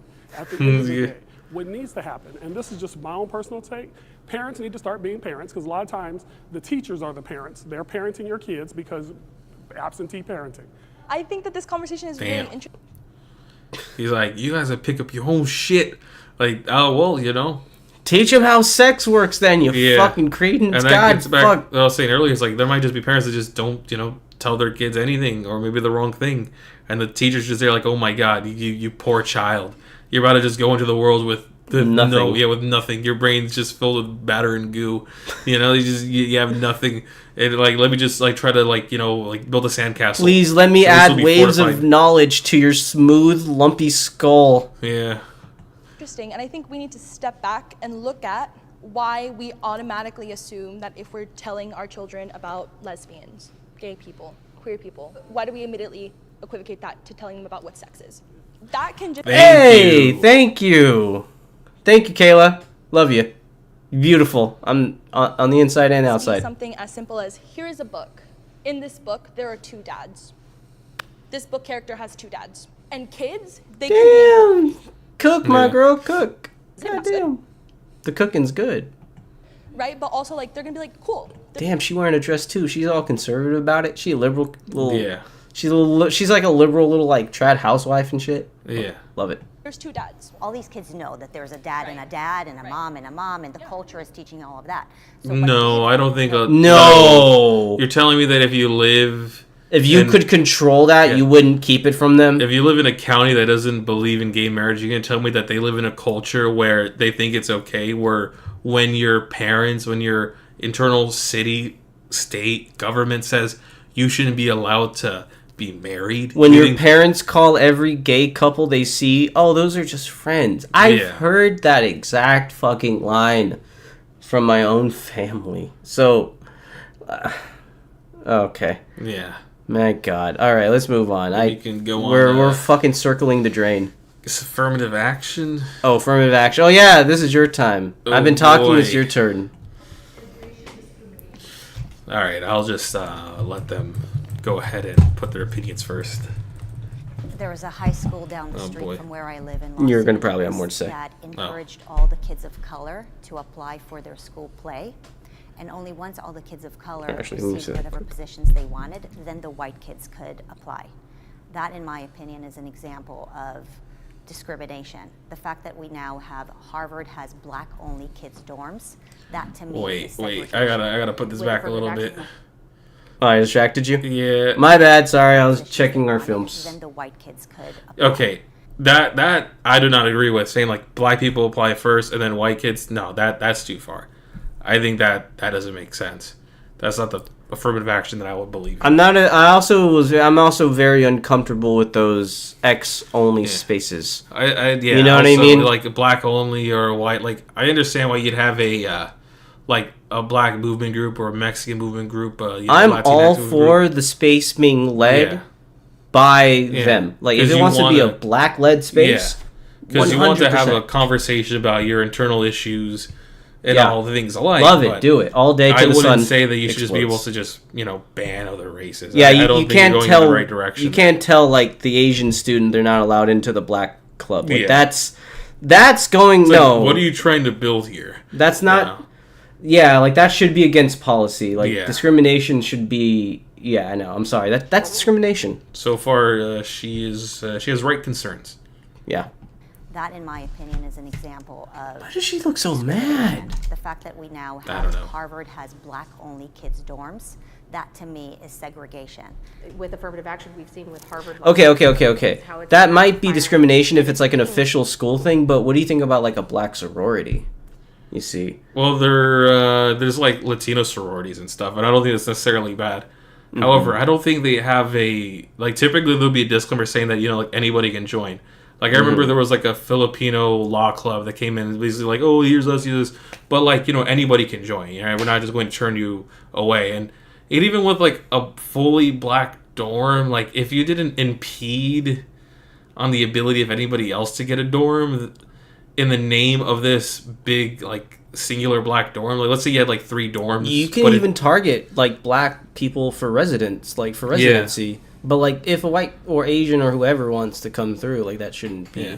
I would still say it's a bit weird, though, to, like, you want to just live, like, I think a really big part of being in a college is being introduced to different groups of people. Mm-hmm. And that's not being able to, like, live with them on the same floor it's going against the thing that makes people become more socially tolerable of other races in college, right? Yeah, the fact they have those experiences with other races, and I think you're gonna get canceled at your college. Yeah, I'm no longer in college, so I don't give a fuck. Yeah, so I think that is going in the wrong direction.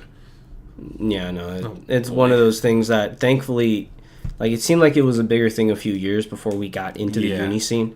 But now that we both got, like, I'm not in university anymore, but like when I was in university, it wasn't really as much of a thing back then. So I'm very glad, like. That was the case. Like, don't get me wrong, there are spaces for just like for black people, for Asian people. It's just, and majority of the time it's just them there. But it's just there's no formal rules on not allowing anybody else. So there's still social pressure too. Like if you're the only white guy and you don't know anybody in the black club, then like it's gonna be weird until you at least meet some people. Yeah, and also like what's bad about like having people come and learn about your worldview and your problems and your efforts. Yeah, I mean, like, that's another point too. Like, you're why being not educate? Insular to a detriment of yourself. It's because it's not my job to educate. Not your job. I mean, fuck you. Like, fuck you. Then fuck your movement. If it's not your job to educate us on your movement, then your movement can go eat a fat one. Like, who cares? Like, I'll put it to you like this: if you don't think it's it's a valid thing to teach and educate people, then your movement has like no validity and has no chance to exist. Yeah. Like, you need converts. Yeah, you need coalition building. You need to be a wide range group. Well, then they should educate. Then they should just come around. They should stop being terrible. Yeah, without any education or knowledge. Yep. They should just magically agree with you. Force of will. Okay. Eminem did it. Well, he was a true one. In choosing of which minorities can and cannot have success. It was done to try to create or make up for the wrongs of our past, but I think it's really backfired. Yeah, it's really, excluding those excelling students in other races to fix the problems of the past, like you said. But I think the past... You do not look like a conservative parent. He's breaking the stereotype. There were a lot of minorities that were excelling and doing really well. Despite the foot of the Exactly. government, and like Yes. kudos to them. Yes. Incredible, strong human beings. And we shouldn't have that discrimination in any way anymore, but unfortunately it has become a discrimination. Well, you look at basically, let's say you take Latinos or African Americans, you'll find that a lot of people who do succeed, there might be a correlation with their level of income, or if their parents were also like bachelor or associate degree holders, and you'll see that it's a reaffirming cycle. And that's also why there was the divide before, right? Like, a lot of white people had degrees compared to black people, and that's why they had to step up, because when you come from a background that can help and support you and guide you through the process of college, you're just going to do better. Mm-hmm. Now, there are some cases where people are able to, succeed despite coming from a low income situation. But then again, a lot of people don't, not because they didn't put in the effort, but because things come up when you're in a low income situation, which will just drag you down. They getting a really horrible medical bill, you just can't pay for it. Not being able to pay for tutors like your rich constituents probably could do. They'll go to places like Sylvan or Kumon, right? Like those services that provide you the extra step to get ahead. And when you don't have those, and that happens at a bigger ratio with blacks and Latinos, that's why there's affirmative action to bridge that gap. Racism. Yeah, just racism. Against other groups. Yeah, it's racism. It's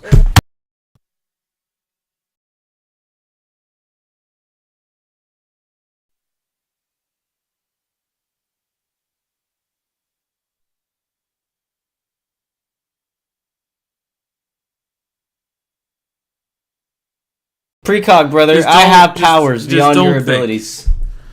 I can see time in ways you can't. Hear me, my brother, when I tell you the lemon soda. Bridging the gap is racist. Educated class people.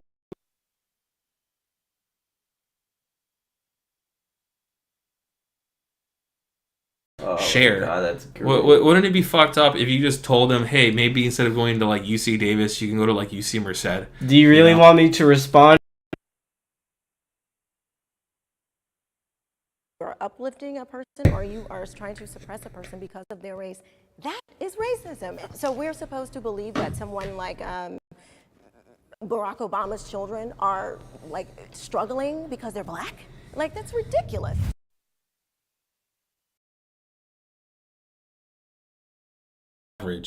They represent poor demographics. Ahead and just say like, well, that's where you got to use your big beautiful brain, and go, well, you're right. Obama's kids aren't disadvantaged, just like Will Smith's kids aren't disadvantaged. They have a lot of advantage. They're fine. It's the fact that people are poor. It's the fact that you can look at it like white people, like Social Security and EBT. The vast majority of people on both those programs are white people.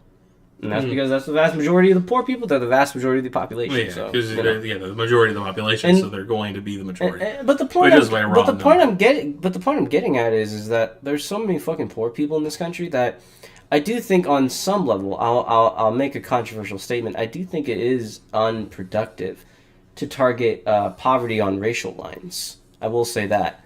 I understand the effects that the destruction of like the black economy over the last century, and I do fully agree with that. I just don't see how you could target poverty on racial lines without inspiring animosity from other groups. I think if you just address income, you're going to cross that inequality gap by a good margin. Rising tide lifts all boats. Yeah, and it may not clear it fully, but I think it'll do a good amount. It's a good. I'll put it to you like this: if we're in the mentality of lifting all boats, then I would like to think for all boats that have remained unlifted, we'd go back and lift them up.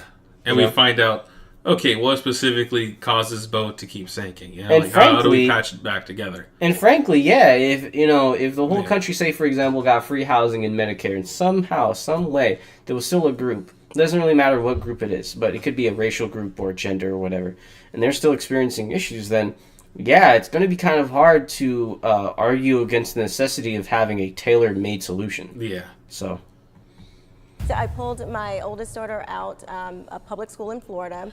We were having debates about pulling down statues and changing names and some of the schools. I was going to say that my bad. It's okay. Public schools will have better anti-affirmative action.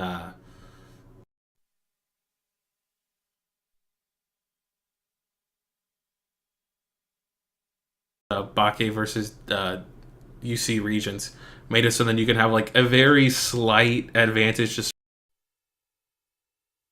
held to such a strong standard. And if her decision was to go private, you didn't really stop it there. But maybe she's homeschooling them. Maybe she. And some of the activist groups were saying that black children could not learn because of names on buildings, and that is completely asinine to me. It basically says that... Look, also on the statues thing, just on a side note on the statues thing, fuck the Confederacy. They are traitors and they lost. Celebrate treason. And the fact of it is that fundamentally speaking, they weren't our country. I know the South has a different opinion on that, but the reality of the situation is that the South wanted to be its own fucking country, and it never got to be, so all the Confederate statues are fucking monuments to treason.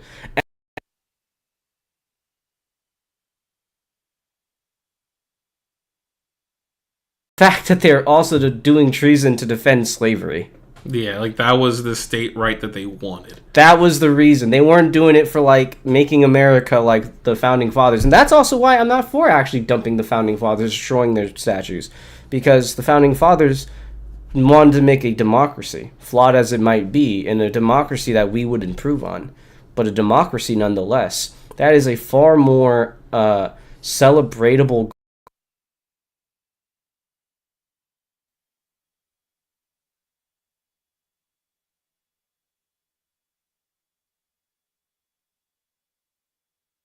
we have a higher level of melanin, somehow our brains don't work. Every other kid could walk into the building and get the education that they needed, but somehow not for you black children. And I found that to be just disgusting. And I did not want my children to have any type of idea coming from authority figures who believed in such things like that. Hey, it's Will from Booker Law.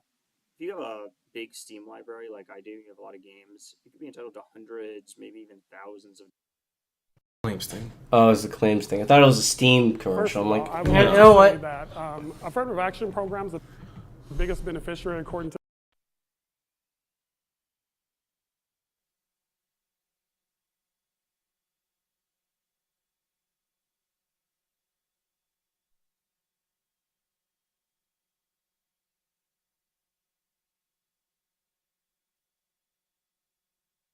the data, and this has been government data, has been white women first and foremost. Second of all, I would never use Obama.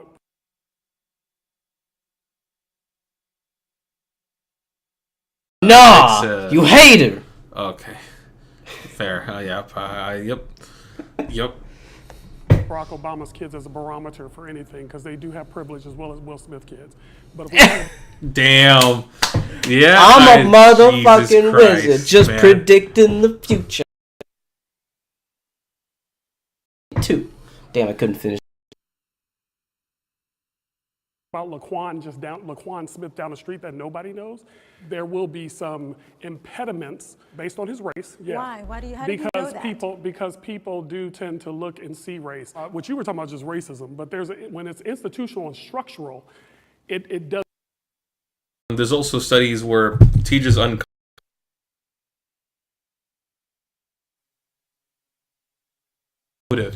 go after minority students more.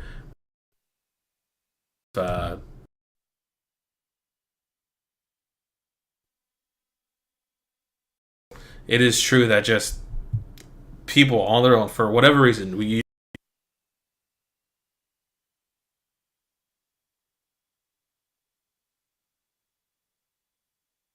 does something totally different.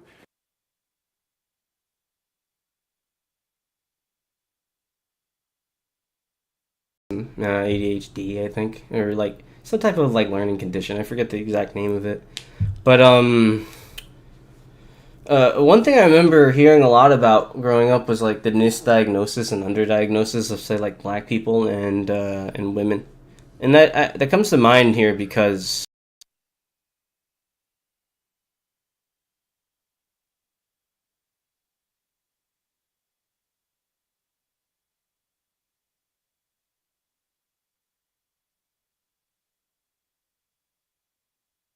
economical, maybe it's cultural, maybe it's religious, maybe even ethnic, and they might have a hard time just interfacing with other people. I mean, like all white schools might have a very hard time catching autism in their black students, and I think that's a part of the problem is the fact that I think there's a cultural barrier that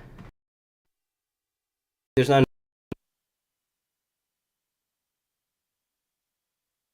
And when the black wealth gap is 100 years behind the white wealth gap in America, it'll take 100 years to catch up. Why do you think that's because of racism, though? You take one thing and called The Color of Law, which show you that with just housing alone, America has been fucked up to minority groups, especially black people. You can see that one of the ways that Americans gain generational wealth is through housing, and black people are basically just put out of that market for redlining. Yeah.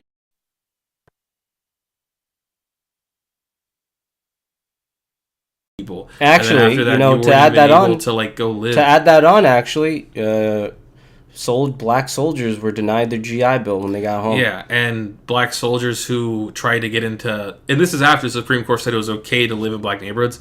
They were, was it Bill Gary? And in the editing, I'll put it in the article. But basically, there's a person who fought in World War II and was, protesting outside of his house. Over 100 people basically went outside and was like, F you, yada yada, and were telling him to leave. Like they weren't able to integrate well. And also, for a very long time, being black was a problem for getting.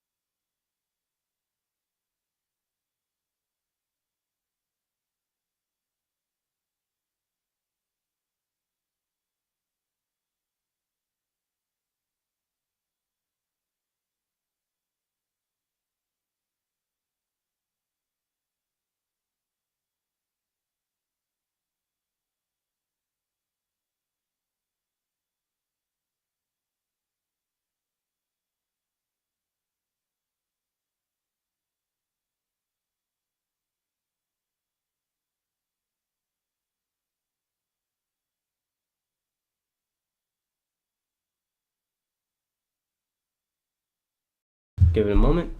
It needs to stop. Hello, we are back again. Yep. With the superior OnePlus camera phone. Oh boy. Yeah, I know. Don't we just look way more punchy in this too? Wow. Oh, we're both wearing gray shirts, so as much as you can punch with the same color. Wow. It's just like everything is just gray scaled except for my face. Everything's a variation of white to black. We're in the asylum, aka my house. Yeah, I was gonna say, like, without the RGB lights, it's just asylum. It's just asylum. Fuck you. Okay. Fuck you. What are you talking about? I'm okay. sorry. I'm just saying. That's what I noticed.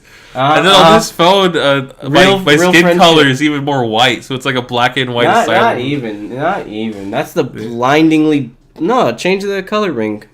Well, it wasn't like that with my phone, but I'll change it. So it just has the wrong fucking white balance. Well, that's the great thing about Pixels. Is that it has the wrong white balance?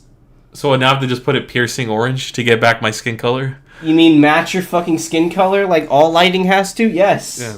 Pixel didn't have that problem. Oh, Pixel just made up colors. Got it. Yep. They did it. They made races. I'm happy the AI is now making that choice for you too.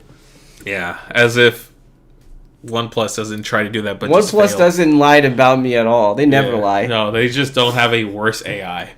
Yeah, no. They never lie. They never lie to me. OnePlus would never lie. We're about to get back to this. All right, we'll just pick up from where we left off.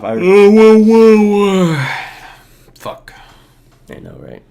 Yeah. All right. You want to go to the next thing? No, it's all good. We can just continue. Okay. The cause for every.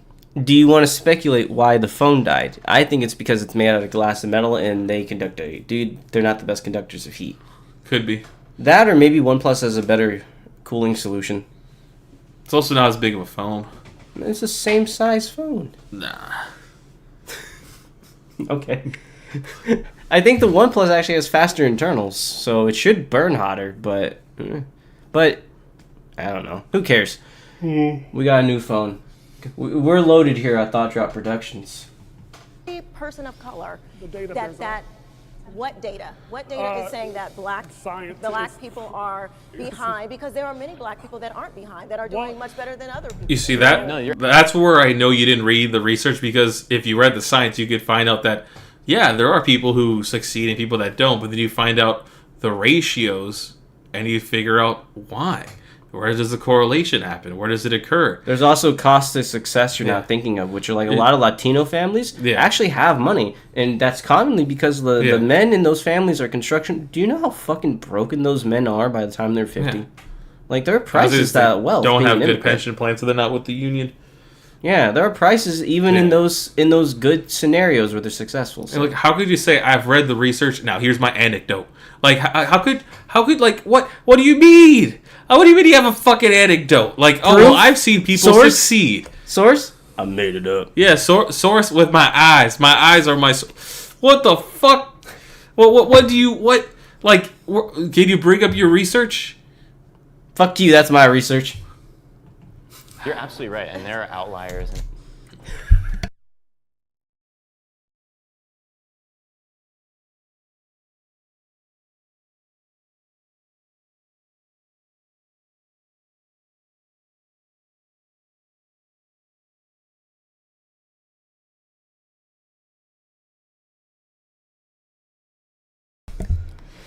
You're a bad man, John Marston. Oh, fuck. I hate this. In every single community, there are very strong, members of the Black community that are very affluent. There are also a majority that live in poverty. And if we see a bunch of cities that are majority person of color, and we're trying to recognize why have these places stayed at a very stable poverty line. But there are systemic reasons to why these communities are like that. How would you say that? I would say probably because of policies that are in those cities. Racist policies, absolutely. Hold on, we gotta define terms. When would you say that Watson Compton became the way that it is? Was it like that in the 40s and 50s? No, it's a growth. No, I'm asking you. I don't know specifically about Watson Compton, right, in the 40s and 50s, but if you look back, that redlining back in those times, I mean, a lot of people actually lived in government housing because they were working for the war effort. But there was policies done to actually segregate people. From where I was in San Francisco in the Bay Area, there was housing where it wasn't segregated, and there were black and white people living together. But when the federal government came in and talked to the local government to find out what to do for housing for people to work in the Bay to support the war effort with making parts for the ships, the local government basically said, "Oh, well, what we're going to do is we're going to segregate the housing, and we're going to make it so then the white man worker housing will be basically close to the Bay, and then the black housing will be fucking like 10, 20 miles away." And there are policies even going back then that screwed over black people, and no surprise because they were more racist back then. So right here, we can tell you one of the dates. I don't know exactly when it happened to whatever place he said, but I can tell you one of the dates in 1935. The FHLBE asked the Homeowners Loan Corporation to outline 239 cities to see where they're good places for lending, and there would be Type A, Type B, and Type C, and declining Type D. While about 85% of residents of such neighborhoods are white, they included most of the African American urban households. And what was this? Let me see. Yeah. So yeah, and there was maps created by lending groups like the institutions banks. They basically show that these areas they have no risk, these areas have risk. And what you would find is that in those codes, which talk about the origin of zip codes, they basically saw they grouped up like black and minority people all together and be like, well, these are the high risk areas and we just won't give them any sort of lending. They wrote this kind of weird. Yeah. They wrote this kind of weird. That's why I'm being a little confused here. I think they mean this Type D, 85% of the residents of the 80. Yeah, they talk about the red. This is so confusing. This is slightly confusing how they worded that ending sentence. But they got redlined essentially for investing purposes and got ignored for lending purposes. So like, say if you're a black business or black homeowner, you can't really get loans. You got to pay out of cash, which makes it much harder. There was a time where they eventually started letting in loans, but the loans were bullshit, high percentage rates. They basically said if you missed one payment, you would forego the whole loan and have to pay fees. And basically it was stacked up against them by law, by companies. The federal government literally had things like racial harmony in their housing department. That's how they justified segregating places that are already desegregated. Oh yeah, people should be with their own kind. Yeah. But made into a law. Redlining policies that were enabled in California. Yeah, yes. Absolutely. California put in racist. Yes. And you see really fucked up stuff. People coming back from the war, like Bill. I'll put it in afterwards. Look, man, the point is the whole damn country is racist. Whole damn. You're asking if you're trying to find racism in America, throw a goddamn dart. Yeah, and even in like higher institutions, like in, if I remember right, it was either Stanford or Berkeley, where there was a person who was basically offered to stay at his friend's house because his friend's house was right next to the school. But of course, since the main guy in question here was black, he had to live so many miles away. He had to live about it. To stay over, come over. The fucking FBI came to question as to see why this happened. He has to live far enough away to where we can't see him, where he's no longer in the render distance. And now that you can't see him, it has become a threat to the bank loan and to the fucking community. And that happened in a place where people would say is a, communist liberal refuge. Like it's, a lot of this stuff happened back then. Oh yeah, you know what's super liberal about California? You know the way we use Chinese migrants to fucking build all our railroads? Yeah. Trust me, guys. Finding racism in America is like damn near it's under every fucking rock. Yeah. All right, he's surprised it happened in California. Yes, we're the same state that didn't when we weren't allowing Chinese people into the country, we were using them to blow up holes in mountains to make rails. There was actually cases of where black people moved into white neighborhoods and people would throw bombs in the houses. And there was actually a really bad case that killed a whole family, and the police weren't able to find suspects. And so the California DA had to step in and basically dude, what do you mean? You didn't even find a single fucking suspect? Yeah, not to mention all the Rodney King riots, not to mention the the police basically prompting a race war between the Koreans and the black people in LA. People always like to meme about the rooftop Koreans, but let's be real, that's just and everybody who celebrates the rooftop Koreans, just so you know, you guys are celebrating being the government's fucking pawn. It's because they literally they herded the black population into the Korean areas where they're armed. They knew what they were doing. They're basically trying to get the two brown peoples to fight each other instead of the cops. All right? The cops care less about brown people than they do about themselves. All right? So they'll sick them on each other. California's fucked up, man. Yeah. Are you... and they're not exceptional. You go to the different states and different counties, they'll all have their own histories and events that show that, racism was prevalent. Yeah, I mean, California is conquered land. Shit. How is it not going to be a little racist over here on the West Coast? Anyway, let's continue. Policies, I would never deny that. All of these I love that guy's braids. Solutions are actually hurting. Wouldn't a better solution be to teach our kids that we're all born in the image of God? We should all treat one another equally. Because get your fucking God out of my fucking schools. What does it mean to be the image of God? Because as we talked about before, fuck that question. Segment, it is a loaded question because you might have thoughts of being a woman in a man's body, and you'll just be like, oh, well, that's not what God intended. It's well, then why did God give you those thoughts? Was God wrong in leading you to that conclusion? God sounds an awful lot like you fucking bitch. Yeah. Wow, God, I didn't know God was blonde and wore a fucking purple t-shirt and blue jeans around. Fucking shocks the hell out of me. And if you're if you don't believe in then all God, men should be then created we're all equal with certain we're all animals. equal, right? If you come from a poor neighborhood, whether you're black or Hispanic or an immigrant from anywhere, obviously you don't have the same privileges that somebody who comes from. Dude, that is the first time she looked at anybody with I kind of agree with you. Yeah. Wealthy community, but that has nothing to do with your color. I don't think that if you're an okay, well, I mean, it'd be redundant for us to go over that again, but black kid or you're an impoverished white kid. Yeah, we disagree with her on that point. Let's continue. I think we're going to be repeating. Yeah, just remember the fact that slavery happened. Chinese dynamiting the inside of mountains to make train I always fuck that to make railroads? Train tracks, railroads. Thank you. Yes. We were, and all the Mexicans we killed. Yeah. Because Mexico. Okay, CRT is anti-American.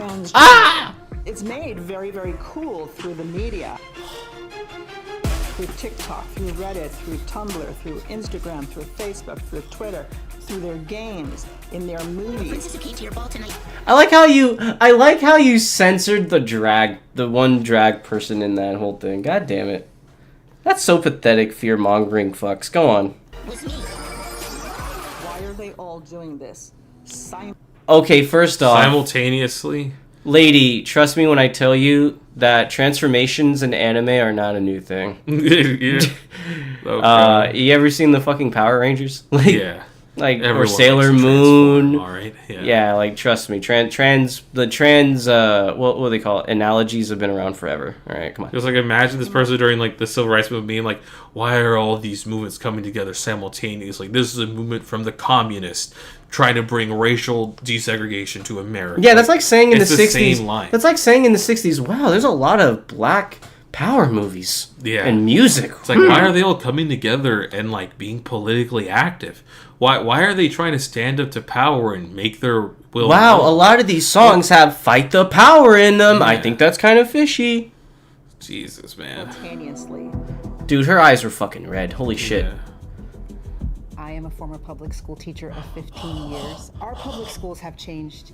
5 years ago, there was no students identifying as non-binary. Gender fluid was not something that gender fluids. we even knew about. So what? Shit changed. Yeah, is it a surprise that when they learn about it, a better words to identify themselves as, like, they could have felt these things but never have had the right vocabulary. I'm scared of change. Themselves. Yeah. And you can make an argument that, like, well, really they should just put a question mark, but I'm like, at the end of the day, we have an idea where that question mark's going. All right? If they were very certain who they were. What if I told you you're a question mark? Huh? Sorry, what? Sorry. I need to, like, push this back. What if I told you that you're a question mark? Oh, yes. About why they believe they're in the wrong body. My license would now be under threat. When I told the therapist, I think I might be transgender, but I don't really know and I need your help. He affirmed me immediately.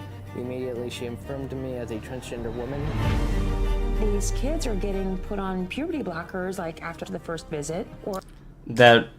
just bring up those cases and fight. Just bring up the cases. Like, why do you got to show us a dramatization? Look, a lot of conservatives. Just a lot of conservatives will talk about it, but then they won't bring up these specific cases. Look, these people go through a shitload of therapy. The affirmation model is still the most effective treatment for them.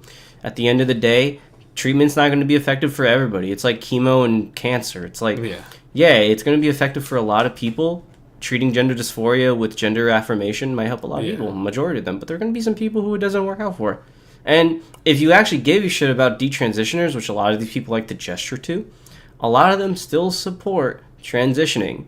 They just didn't do it themselves, or a lot of them couldn't do it because they can't afford it. And show me the effective rates of gay conversion therapy, It's just... Like, I would say this, I don't think this is a lot. Well, there's one thing they do, a lot of dead kids, a lot of suicidality. If that's success, then there you go. You have less gay kids in the world. Fucking evil credence, man. I mean, they didn't want them anyways. That's their point of view. Or they're just getting pushed through this pipeline of surgery. And then I felt down. I felt tired. I felt exhausted. My mom said I looked like a pale ghost. Like chemotherapy. In just about every area of my life. Come to find out, I had 2 weeks to live.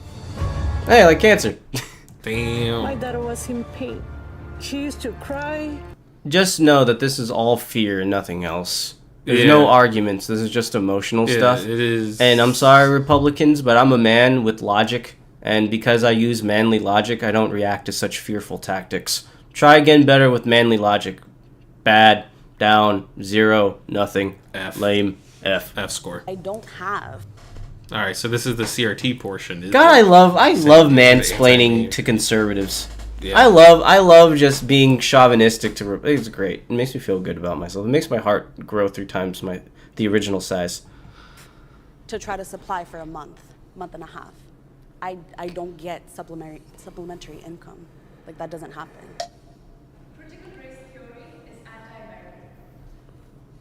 Here we go.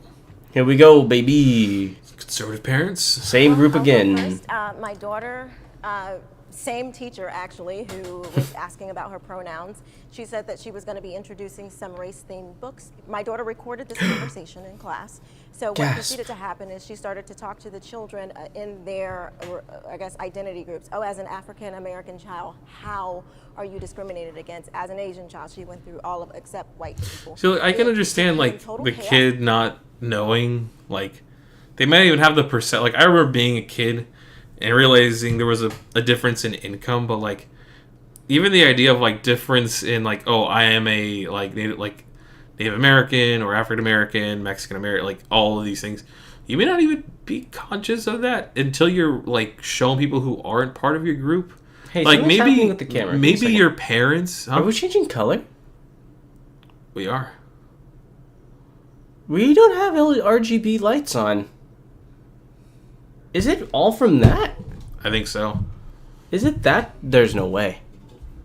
Now we're just blue themed.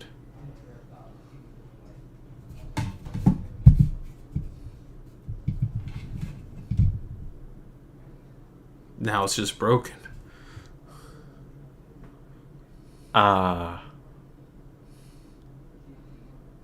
Give me a moment. Let me try to unfuck this. Yeah? Eh? Eh? Oh. Getting there. Cloudy daylight? No?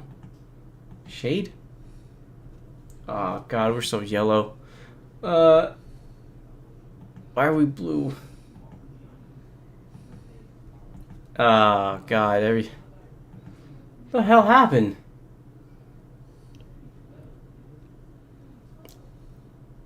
I think we're just pink for this episode. I guess orange or pink. I guess this. I like some of my true color, I guess. Yeah, but I'm a Fallout New Vegas character. In the other color, are you normal? No, I'm like the fucking Cookie Monster. Well then I guess at least in the other one of us. I mean, I guess I'm still normal here. Either way, I'm brown. I guess I can't escape the race, right? That's I guess so. I guess we'll just be fucking purple then. That's fucking unexpected. Yeah. See, we don't see race. We're purple people now. Yeah. No education going on here. They were just literally. Okay, so basically my point was like, you know, at the age, if you're like 10 or something, like you're probably not gonna like realize what it means to be like a Mexican or, you know, like Nicaraguan, you know, like African American. Like you're probably not gonna have. So it just seemed weird at that young of an age. You're gonna ask them, like maybe your parents taught you like, hey, this is what it means to be Mexican. You know, this is what it means. Maybe, but like even then, that's done by the parents. And I'm thinking as a conservative, you probably support parents teaching like their kids that. So yeah, like tradition and stuff. Yeah. Yeah. Going at each other, talking about who was more oppressed. It's not a matter of if something was racist, it's a matter of when something was racist or how the racist thing happened. So they automatically assume, critical race theorists, that racism is embedded into every single thing. How do you look a black child in the eye and tell them, I'm sorry for you because of your skin color? There's no hope for you in the greatest country literally for them, because black Americans are the most successful black people in the entire world. And then turn around and look at a white child and say, sorry, you're responsible for the atrocities of 200 years ago. You don't have to do that, you know. It's like it's not that they make the assumption that racism is in everything. No, it's the assumption that white supremacy dominated much of early American policy, and it did. I mean, I think if you guys want to see a lot of like early American white supremacy, like actual white supremacy, not the Twitter / whatever the fuck it is. What was the other stupid website? Twitter and the one that used to have porn on it but no longer had porn on it. DeviantArt? No, not DeviantArt. The fuck? That's random. No. Well, no. I mean, what the other social media? Fuck. It was like, hold on. God damn it! I hate my memory. The one that I hate your memory too. Reddit versus Reddit. Reddit versus Tumblr. Oh. Yeah, okay, this is real, like, white supremacy, not like your Tumblr/Twitter Yeah, white to be supremacy. honest, I never used Tumblr. Yeah, but that was the other big one for a while. Yeah. That was where a lot of good porn was, too. Wait, was it Tumblr the one that was big? Am I getting it fucked up with... maybe a lot of websites did just cancel their shit. Because they're stupid and wanted to shoot their own foot off. Also, my thing was that, it's not that they make that assumption, it's that we have, like, evidence. Like, we know. There are quotes from President Andrew Jackson talking about the white man's republic. I mean, that was an actual line from him. That he believed fundamentally in the part of the reason we broke so many treaties with the Indians is because he believed that treating with the Indians was nonsensical. It would be like treating between the king and his subject, because that's how he viewed the Indians. They had no place in the white man's world, in the white man's America. And that, I mean, that's a good example. And he's like one of America's most important presidents. Like, and he was a white supremacist. And I think that's a really good example you guys can start off at, because it's not enough to just gesture, but I want to show you major people, you know. And maybe if editing Daniel remembers, I can put some quotes on the screen. But yeah, I think it's not that they assume it's justified. That's how America thought. I brought up the study before about how if a black kid and a white kid are doing the same amount of problems in class, the black kid will be basically punished for, talked down to about it more than the white kid.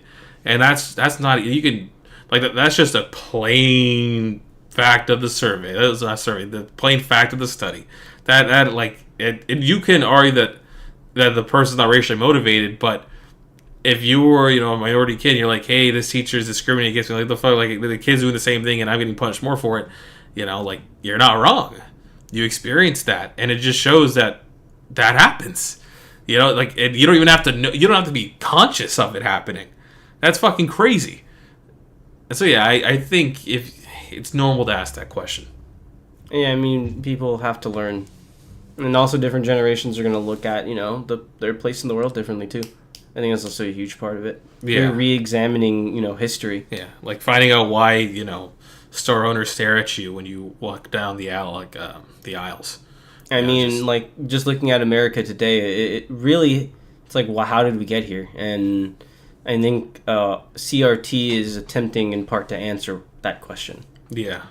I have to add to that is that in our home and with our faith, I teach my children that it is awful to make someone feel hopeless or pitied. You're damning them to a future of failure if you are telling them, oh, I pity you and I'm going to do these things for you, instead of coming alongside them and supporting them and doing something for themselves that pulls them out of that hopelessness. And I honestly think this point's very disingenuous, because oftentimes when I hear people and their issues against it, it's like you're blaming white people for things that they didn't do. I don't think anybody feels hopeless by being told like they're a part of a minority group. A lot of people get a sense of pride from the resilience and the perseverance that their minority group managed to achieve in their time in America. I mean, the fact of it is that a lot of ethnic groups come to America only to be dissolved. And for those who remain in their culture or even mix the culture with local culture, that's a mark of pride for a lot of people.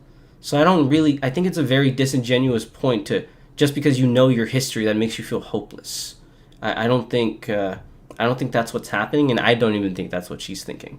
I think it's the guilt. I think it's the fact that we don't want to feel guilty about the white man's republic that was built for us. No, it was a white man's republic, and now we're trying to course correct and build a better republic for everyone. And a part of that's acknowledging the very uncomfortable parts of our history. Yeah.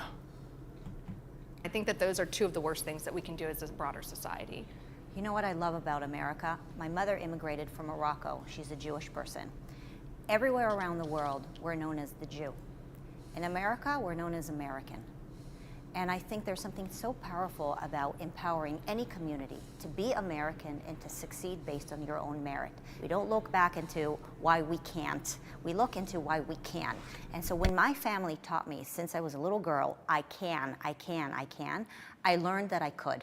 And that's why I think this country has empowered me so much. I want to see the same thing for kids of all colors in the United States. But If we're teaching them that there is no hope for them and that people will always look at them in a different way, then how are they going to hear the message of I can? My question for liberal teachers is, do they think that it's the right place for them to impose liberal ideas in classrooms, knowing that they have many students who come from conservative families? Well, you want to go first or Matt? I was going to just say, like, the message of how are they going to know I can? I mean, the whole history of being in America is that you can. It's like you like on the black side, like you survive slavery, you can get through it. And like, what do you mean by liberalism? Because we already know what liberalism means. America is liberal. The basic founding principles of America are liberal. But that's what makes American history all the more tragic when you really think about it, right?